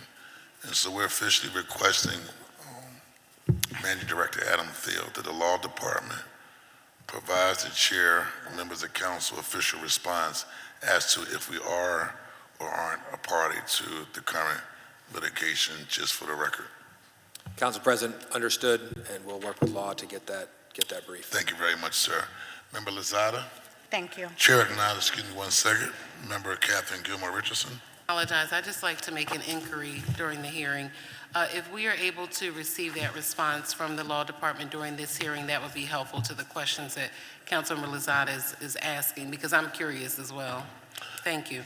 Managing Director Thiel, if we can get that response prior to, before the day's hearing is over, that would be great, just for the record. Council President, I feel confident that request has already gone to the law department. Cool. Thank you very much. Member Lozada? Thank you. The Prevention, Diversion, and Intake Unit, which has proposed a budget of 4.1, is tasked with stopping individuals from entering the shelter system. The data from 2025 shows that 64% of people entering into shelters were experiencing homelessness for the first time. And we talked a little bit about that on Friday at the HUD meeting as well. OHS aims to provide prevention assistance to 1,650 households in fiscal year 27. Why is the PDI budget only a small percentage of the overall budget compared to the emergency housing spending, given that 64% of people entering the system are experiencing homelessness for the first time? So part of it is we are looking at the data on who we need to serve. There are also over 5,000 people who are currently experiencing homelessness, so we're trying to balance preventing individuals from entering into homelessness with also addressing those who are currently homeless. But one of the things we are looking at is how we use our prevention services and modifying the program to make sure that we are really addressing those who are entering into homelessness and get to them beforehand, rather than just providing additional services. Not to say that people don't need security deposit assistance, but if the goal is to really prevent homelessness, we want to make sure that we are partnering with our other city colleagues and getting data on who is entering homelessness for the first time, so we can target that population specifically. I know from talking to different partners that the way HUD describes or considers homelessness and the way we consider who is homeless and who's couch surfing, or they're all different. Have we been able to, in the course of us looking at our programs, have we been able to better streamline that definition so that we're able to provide the services to those that need it most? So currently we use the HUD definition of homeless, which means that either you're in a place that's not meant for human habitation or at risk of homelessness, depending on the category. But as far as we're looking at a different definition, we're trying not to come up with multiple definitions, but as you heard on Friday, HUD is looking at revisiting that definition as well. So we are still trying to make sure that we are targeting individuals who are literally homeless rather than trying to come up with a varied definition of homelessness. But we also, in some cases, have to defer to HUD, since that is where we get a significant part of our funding from, to make sure that we are addressing that. However, there are programs like the Wellness Voucher, which is a program that we work with the Office of Community Wellness, where we are defining a little bit more of a local definition, because that is funding that we do have less requirements than we do with the HUD funding on who we can serve. I had the opportunity to work with many young people when I was working for some of our local Latino nonprofits, and many of them were experiencing homelessness, but it wasn't the HUD definition of homelessness. And so in order for us to be able to respond to some of those who are experiencing homelessness, just not that definition, we need to be able to prepare to respond in a way that is local, right? And I think we've not been able to do that, but it's something that we absolutely need to look at, because that number of folks who are entering our systems for the first time may have been homeless for a really long time. We've just not been able to respond. Absolutely, and if I can add to that, we actually do have a youth demonstration grant through HUD, which is targeted for individuals 18 to 24. And we have access points that are really targeted for that demographics, because we know not all of them will come into the OHS intake center. So we do partner with agencies that work with younger individuals and young adults, so that we can look at how to serve them differently. Thank you. My last question. We know that there are individuals who actually are homeless but choose to live on the street because of the conditions of some of our shelters. In this budget, I know that you are looking to identify funds to be able to make those necessary repairs. Can you tell me how you are going to select those facilities that will go first? Is the priority going to be women's shelters, men's shelters, family shelters? What is going to be the priority? How are you going to break down and respond to the needs? I believe you're speaking about the capital funds that are in the budget, and those are primarily, or not primarily, those are for the city-owned shelters. And those are family shelters and a single shelter as well. Last year in our FY25 budget, we allocated $2 million to the non-city-owned shelters so that they could also provide or do some renovations as well. And they gave to us the list of things that they wanted to be able to improve in their shelters. And then they were able to do some of that with that funding. Thank you. Thank you, Council President. Thank you very much. Member Phillips. Thank you, Council President.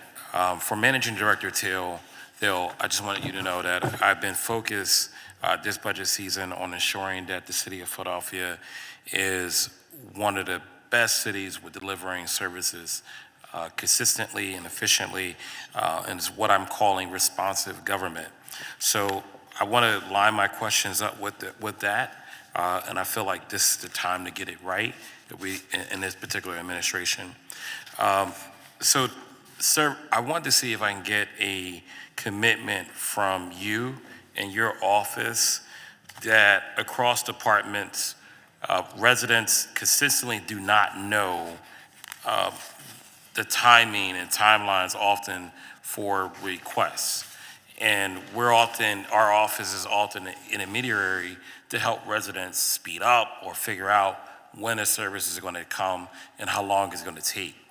Can we get a commitment where you can make sure that all of your offices that provide city services, particularly that are a lot more interfacing with the public, that they can provide a service letter agreement that explaining what services they request, how long the request should take from start to finish in terms of completion, and then also making sure people are aware of who's responsible for a particular request.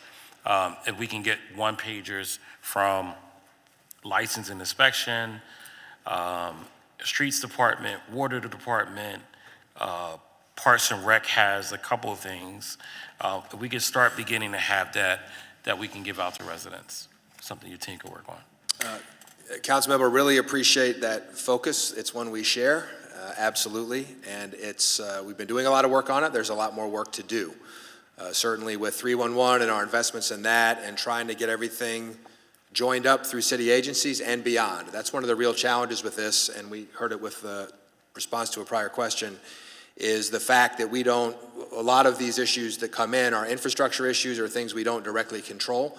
And we often have the same questions that our residents have of other partners with whom we have great relationships. A lot of these, our infrastructure is not just complicated, it's complex because it's aging, because it's essentially all connected or at least adjacent. So the short answer is yes, we are working on that. We are working on the same things and trying to get that. It's going to be a lot more work because we don't control all those work streams. We don't control a lot of the people that we need, a lot of the entities that we need to do this work. We certainly can commit to getting you those one-pagers. We're doing work in all of those areas, all of those agencies, to make sure that they are joined up with 311 and your offices and our neighborhood offices, so we're not just getting calls in, that we're getting outputs and outcomes out.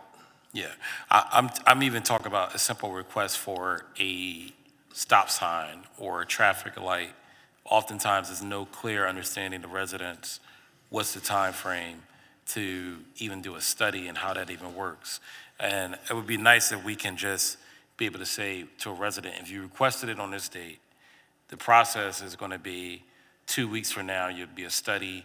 After the study, there's going to be a process where they're going to go out and, begin to line up, when it never needs to be lined up, but just needs to be very clear to them.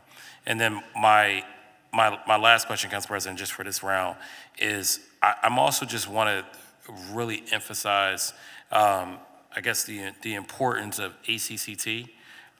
We have a lot of residents in the city of Philadelphia who are reporting cats, sometimes dogs, but mostly cats that are stray cats. And I'm getting reports frequently that sometimes that ACCT are not able to, for whatever reason, collect these cats and put them into shelter.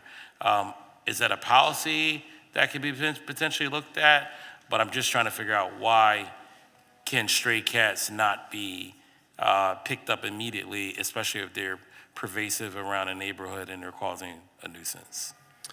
Councilmember, I'll ask Sarah Barnett to come up again to talk about the cats, and we certainly can do a better job of explaining the process and all of the different things that are involved in getting some of these issues addressed, and that is a great idea and something we'll have everybody get put together. We have some of that behind the scenes. It's a great idea to get that out front so people can see, okay, exactly why is this a complicated process, what happened? So no, thank absolutely, you for that. because I would rather not have to call you all about why is this not done. I would rather refer back to a document and saying, hey, if they haven't met the expectation by that time, I'll call you. Because now you're just getting these frantic calls from different reps, state reps, senators, city council members, when you can at least have an orderly process. And right now, it's so unorderly in that way. So thank you for recognizing that. Go ahead, ACCT, I'm sorry. Thank you, Member Phillips. Oh, darn. Council I'm President, sorry. do you want to talk about the cats? The cats. Go ahead, the cats. I'm Sarah Barnett. I didn't even know the Northwest have cats, but that's a different conversation. It's a middle neighborhood. We got cats. Yes, so I'm the Executive Director of ACT Philly. My name's Sarah Barnett. Could you just state your name for the record and please speak into the microphone, please? Sorry, my name's Sarah Barnett. I'm the Executive Director of ACT Philly. And we do take in about 11,000 cats a year, so there are a lot of cats in Philly.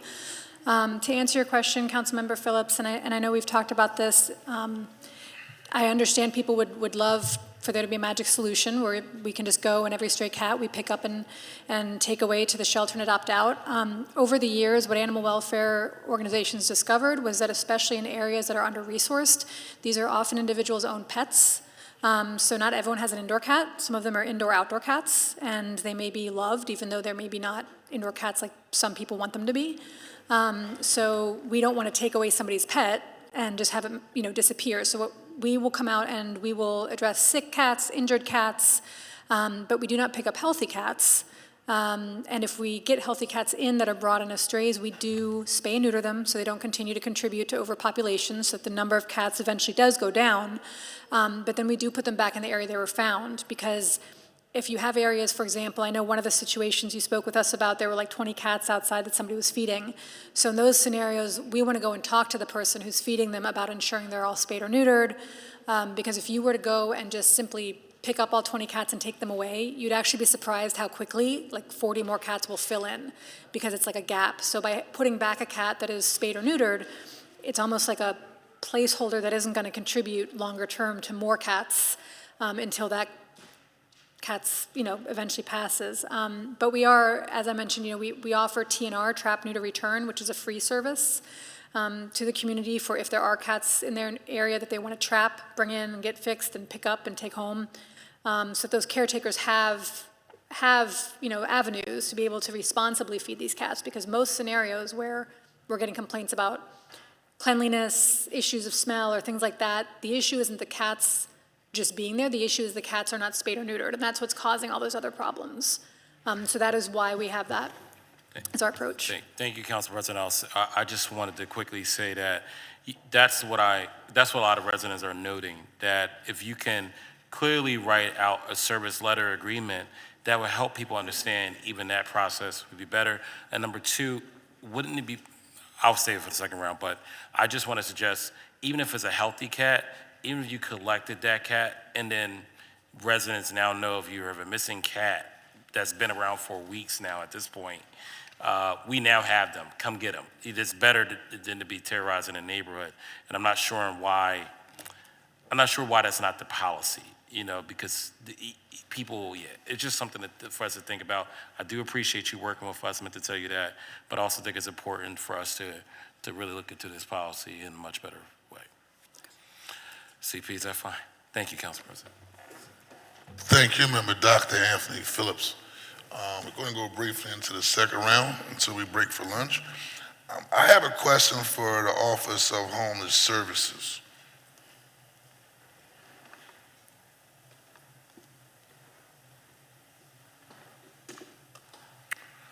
I want to start off with an issue that's very near and dear to me. That's with minority participation, MWDSBE participation contracts were 53% in FY26.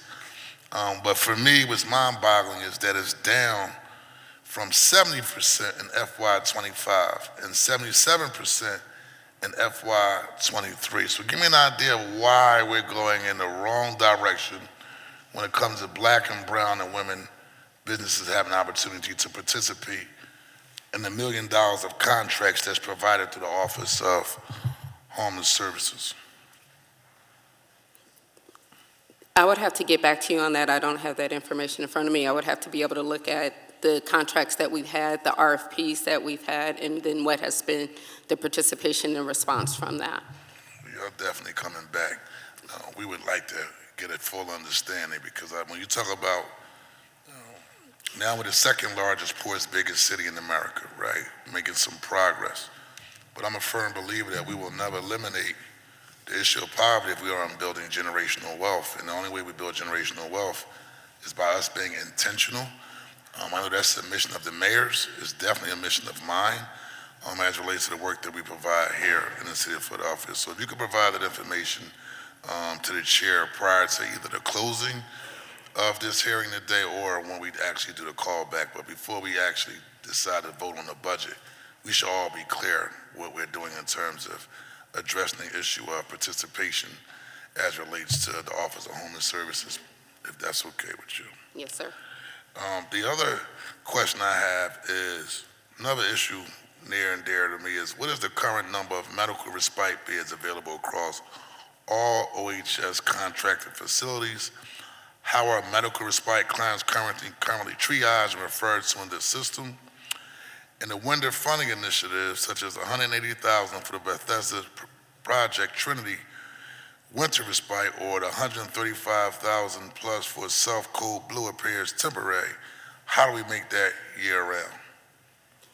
Thank you. So for the first question, the medical respite actually isn't funded through OHS. That is primarily funded through hospitals or other medical services. We do have a small portion of the budget in one of the medical respites, but that is not an OHS-funded project right now. However, a lot of our shelters, and I can get you that number this afternoon during our hearing, actually does have medical services there, which is slightly different than a medical respite that has more round-the-clock services. When we added the shelter beds through the shelter bed expansion, the winter beds were also included. So to answer your second question, so the beds that opened during the winter are now going to be long-term beds as well. And during this process, we are also adding medical services on site at some of those locations. So for example, Hope 220, which opened during the winter, has on-site medical services provided by Jefferson. We also partnered with Project Home is expanding services at Sacred Heart, which we currently have a contract with, and they partner with the 3 major hospital systems to provide medical services there as well. So we are looking at a variety of opportunities like that at the different shelter services.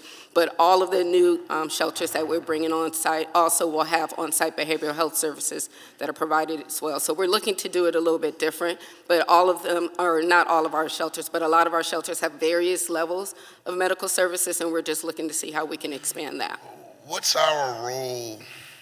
I think it's PHMC that provides the respite beds now, right? Yes. What is the role in your office with their office to make sure we're coordinating the level of support for homeless individuals for respite beds? We have a Respite beds. Yeah, we have a portion of the contract. We have about a $50,000 contract with PHMC for that program, but again, majority of that funding comes through the hospitals or some other healthcare services with them. So if we do fund PHMC to expand respite beds across the city of Philadelphia, what would your role play in that? Nothing at all?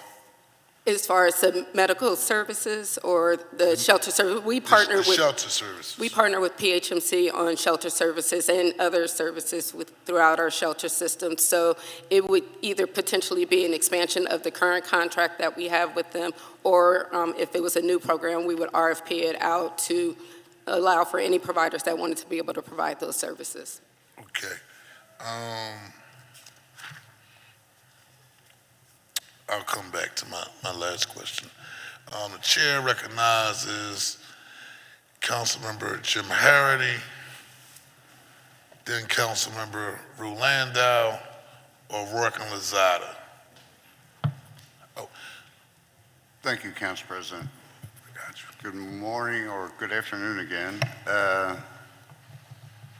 The way 311 carrier operates makes it difficult for our City Council constituent service to follow cases brought to us through to some resolution. Have any updates been made in the FY26 to address this?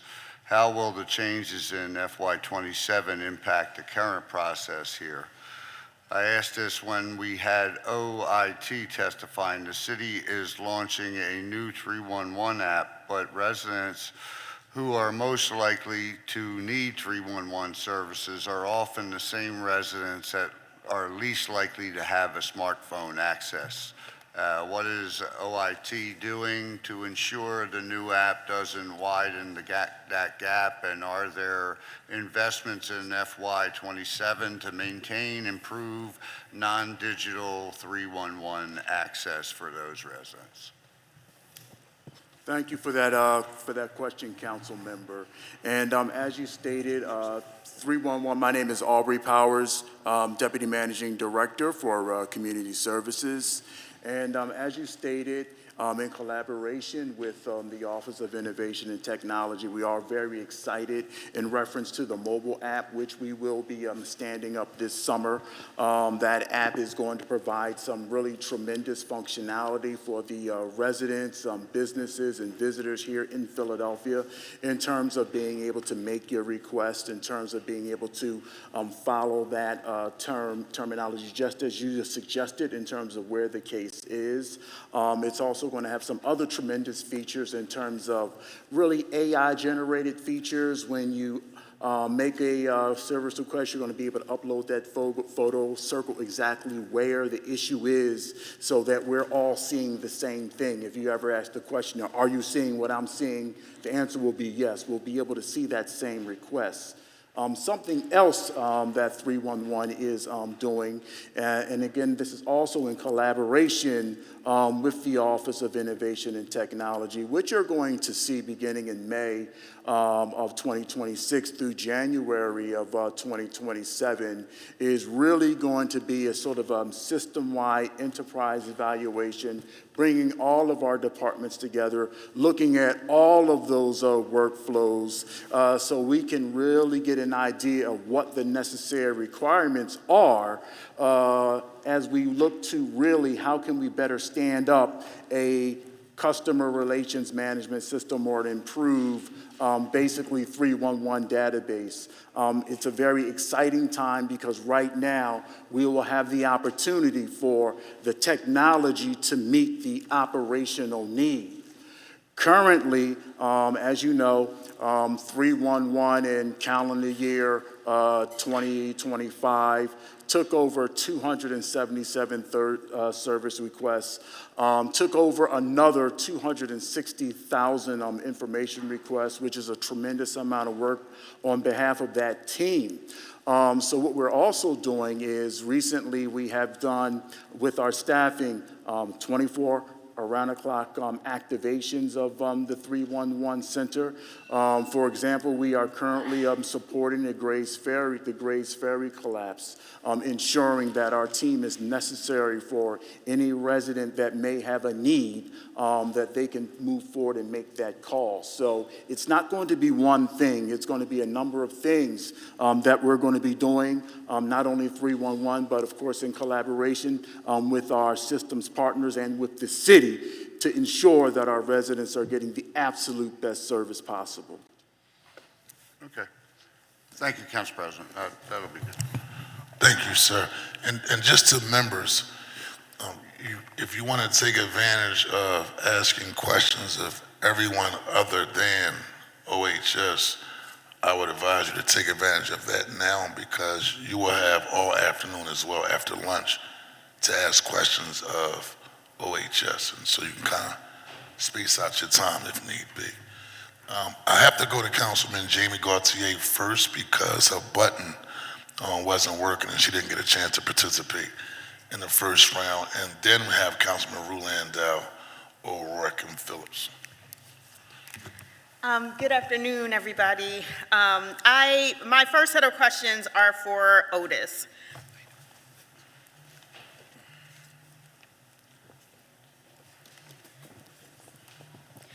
I'd like to take a moment to ask about our investments in Vision Zero.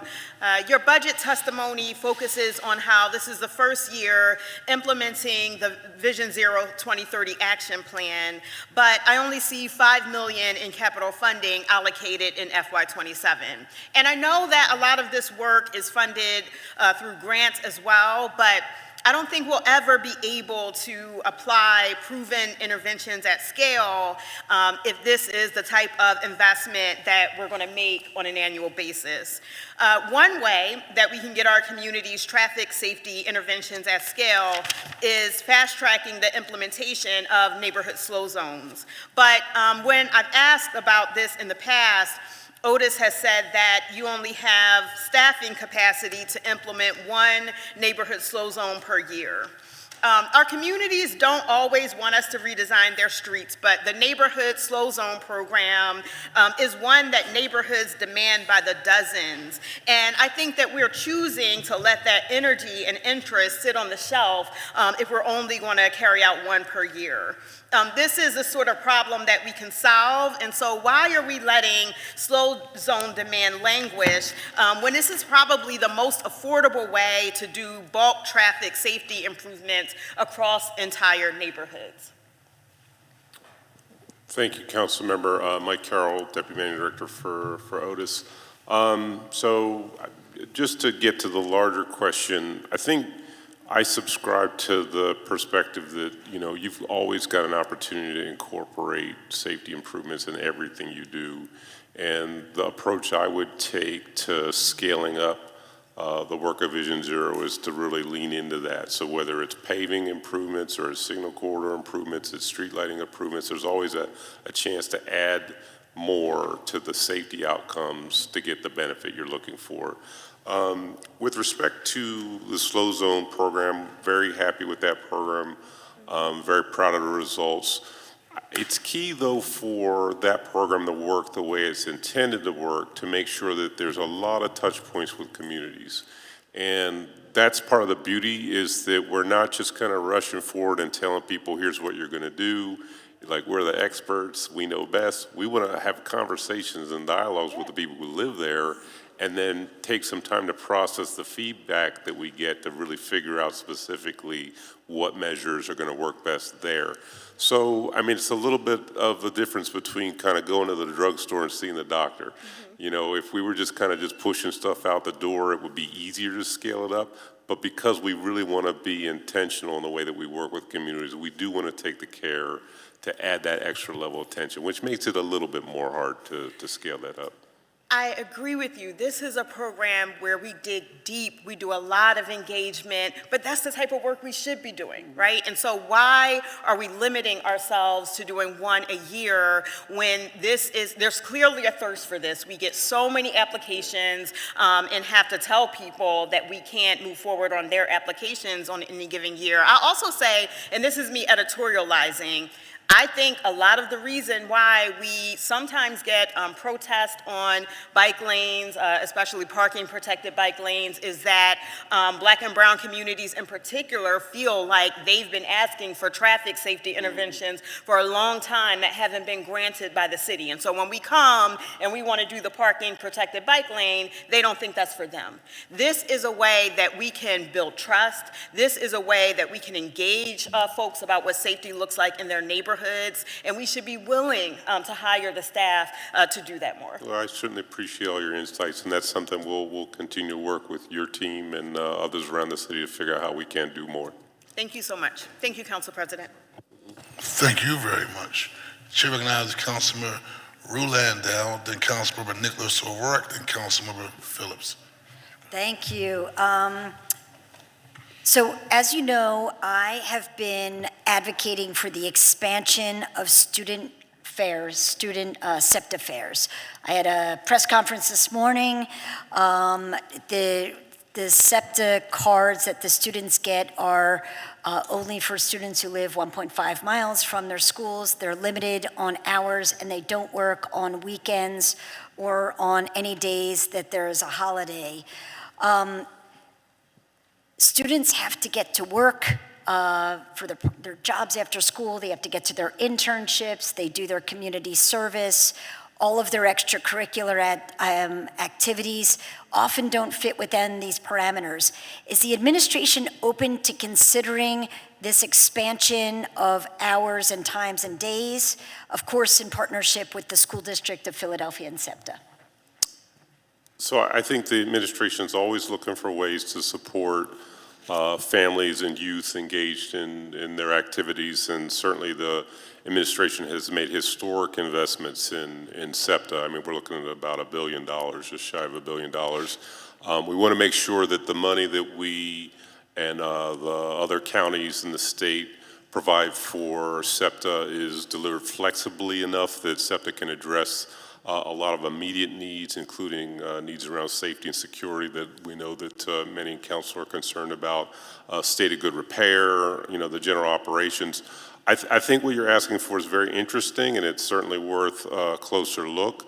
A lot of those types of investments already flow from the state through SEPTA and through the district and are provided to SEPTA. So we definitely want to be involved in those conversations to see how we can maximize the benefit for the students, like you're saying. Thank you. I'm going to take that as support. I'm going to take that as a positive, supportive answer. We cannot have our young people prepared for the future if we don't allow them to really just experience all of it. We've got institutions opening their doors to our young people, and we got to get them there, get them safely, get them on time, and get them home. Thank you. While you're here, I also wanted to ask you about bike racks. Based on a right-to-know request by bicycle advocates revealed that from 2014 to 2024, only 30% of bicycle rack applications were built, with no racks being built in 2024. So here's my questions. How many bike racks and corrals have been built in the last 10 years? How do those numbers compare to the street department's goals for the program? When was the last time that the permitting requirements for racks and corrals were updated? For rack applications that require a 90-day review and site inspection period, what percentage of applications received the site inspection within 90 days? And is there enough funding allocated in the next year to ensure that there's enough resources to complete the bicycle rack and corral process for the volume of applications you receive? Councilmember, I feel like I've got a very healthy research agenda for the next little bit, but we'll get back to you with all that information. Thank you for your commitment. Appreciate that. Thank you. Chair recognizes Councilman Nicholas O'Rourke, and wrapping us up will be Councilmember Dr. Anthony Phillips. Thank you, Mr. President. I wanted to ask Deputy Director Palantino if she can come. I had a question about the African American Museum. Yes, ma'am. Good afternoon to you. I wanted to check in on the status of this project. As I understand it, the city is committed $50 million to relocate and renovate the museum. Can you provide a status update on the project? What are the primary challenges to making the progress on the museum? Excuse me, just a point of information. Could you say the name of the museum again, please? The African American Museum. African American Museum. Okay, thank you. Good afternoon. Aparna Palantino, Deputy Managing Director for Capital Program Office. Councilmember O'Rourke, I'll have to get back to you on that. I'm not directly involved in that project, but I can get you that information. Okay, yes, I would definitely love that. Thank you very, very much. And this other question was back for Director Carroll, I'm sorry.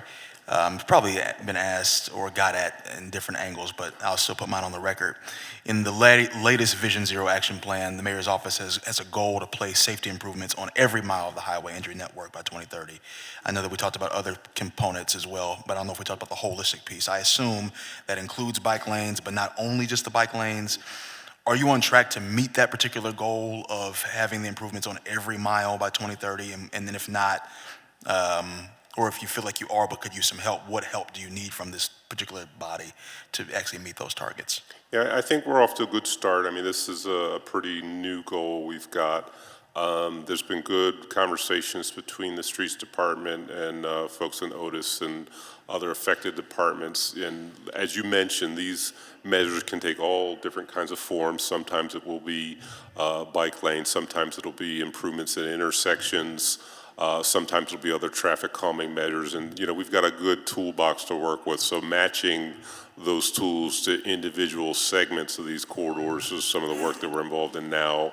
You know, we have to get into design, and then we'll be sprinting towards the finish line as we're implementing these things in later years. Okay, thank you so much, Mr. President. Thank you very much. Chair recognizes Councilmember Dr. Anthony Phillips. Thank you, Council President. Managing Director Till, I want to thank you for acknowledging the importance of service letter agreements. I hope that we can come up with a timeline for the execution of those, because our residents would like to know from when the request comes in from start to finish when things are going to be completed. Also, Managing Director, part of your role is to plan, coordinate, and implement strategic initiatives that involve multiple departments. We noticed recently that the Streets Department and the Water Department are not coordinating their communication as well when it comes to removing street repaving. There's been numerous occasions where the Water Department would often come in and do a repair that was a construction, but then the streets came in and they were also supposed to repave at the same time. There's a mess of communication. Once you repave a street and then you have to dig it back up, how are you working to ensure that communication is better between streets and water?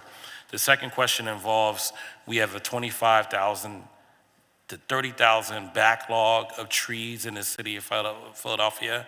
Are you working with our commissioner to coordinate, right, Managing Director, a strategy, what we need to do to get down this number of trees that are hazardous, that need to be pruned or cut?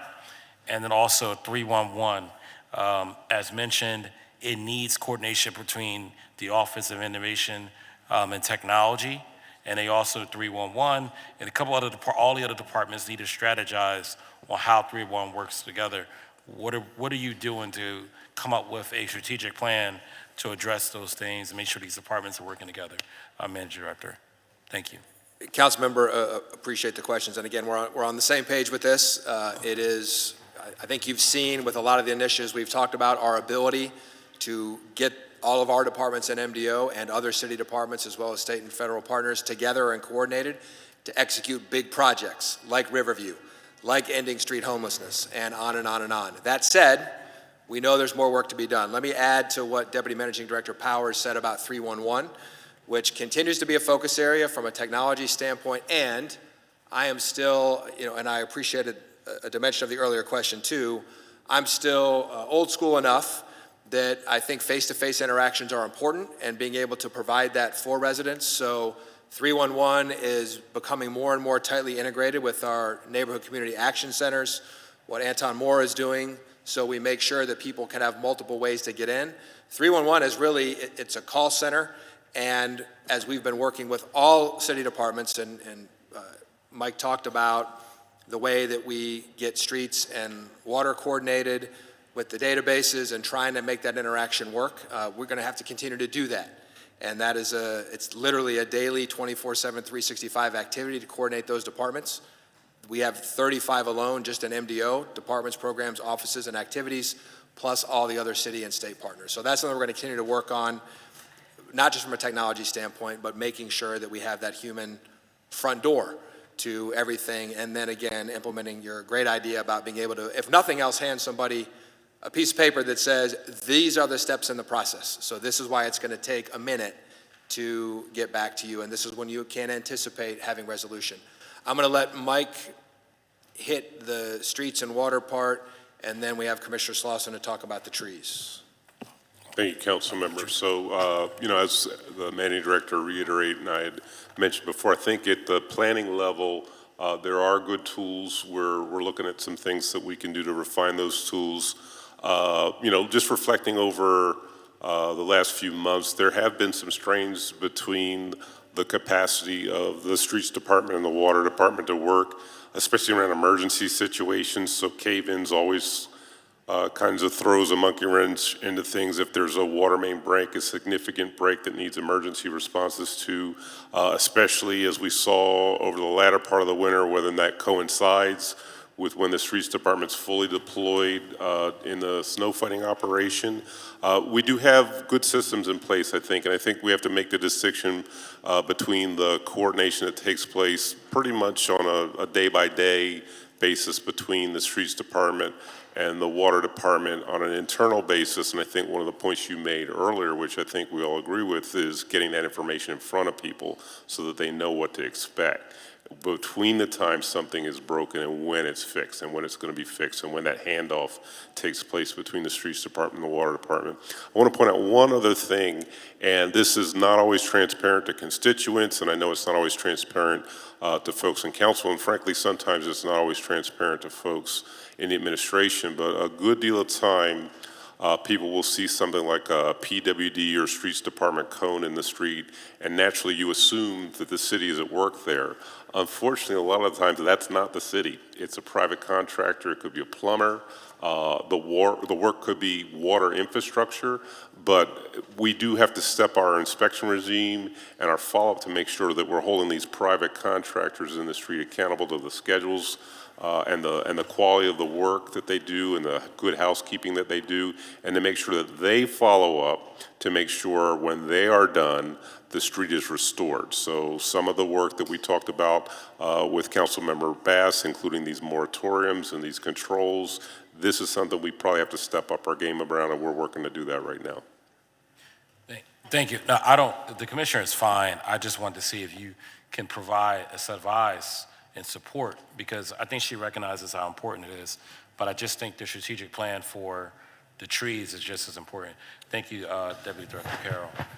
I do want to mention real quickly, and this is, I just have to mention this, how important this is. We do have to do a better job at figuring out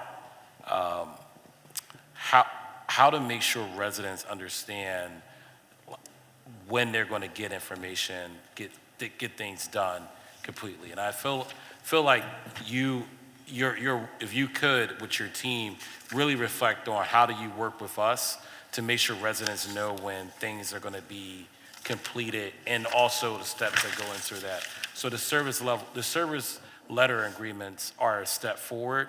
I'm glad you agree that that's important. I just hope that by the time, sometime soon, we can do that across every single department in the city of Philadelphia. Yeah. Oh, what was it? Oh, and we'll talk more about 311, because that's incredibly important, that it begins to look like a dashboard similar to Amazon and DoorDash. And I think that should be an incredible priority for the rest of the year, among some other things. So thank you so much, Council President. Thank you. Anybody else responding to your question, sir? Okay, because we are not giving the Commissioner of Parks and Rec a hard time today. That's, we protecting her at all costs. Okay, any other questions or comments of members of the committee? Okay, hearing none. I want to thank all of you for your time this afternoon. We have Office of Homeless Services, and if members don't have any additional questions to the Office of Managing Directors, you're required to give us back some additional information. So I'm just going to ask, could you just come back to provide that information so we can wrap up? But we're primarily responsible for dealing with the Office of Human Services. Yes, Council President, I'm not sure we'll be able to have answers to all of those things. Okay. Certainly the brief from law, hopefully, Well, subject to let's do it this way. We'll officially have you on callback at a later date, and so the information that you were able to provide for today, let's get that information today, and then we'll see you in the future before we actually go into budget deliberations officially. Yes, sir. That works. Regarding that information. Thank you very much. We will be back at 1:45. Council of the whole will be at ease.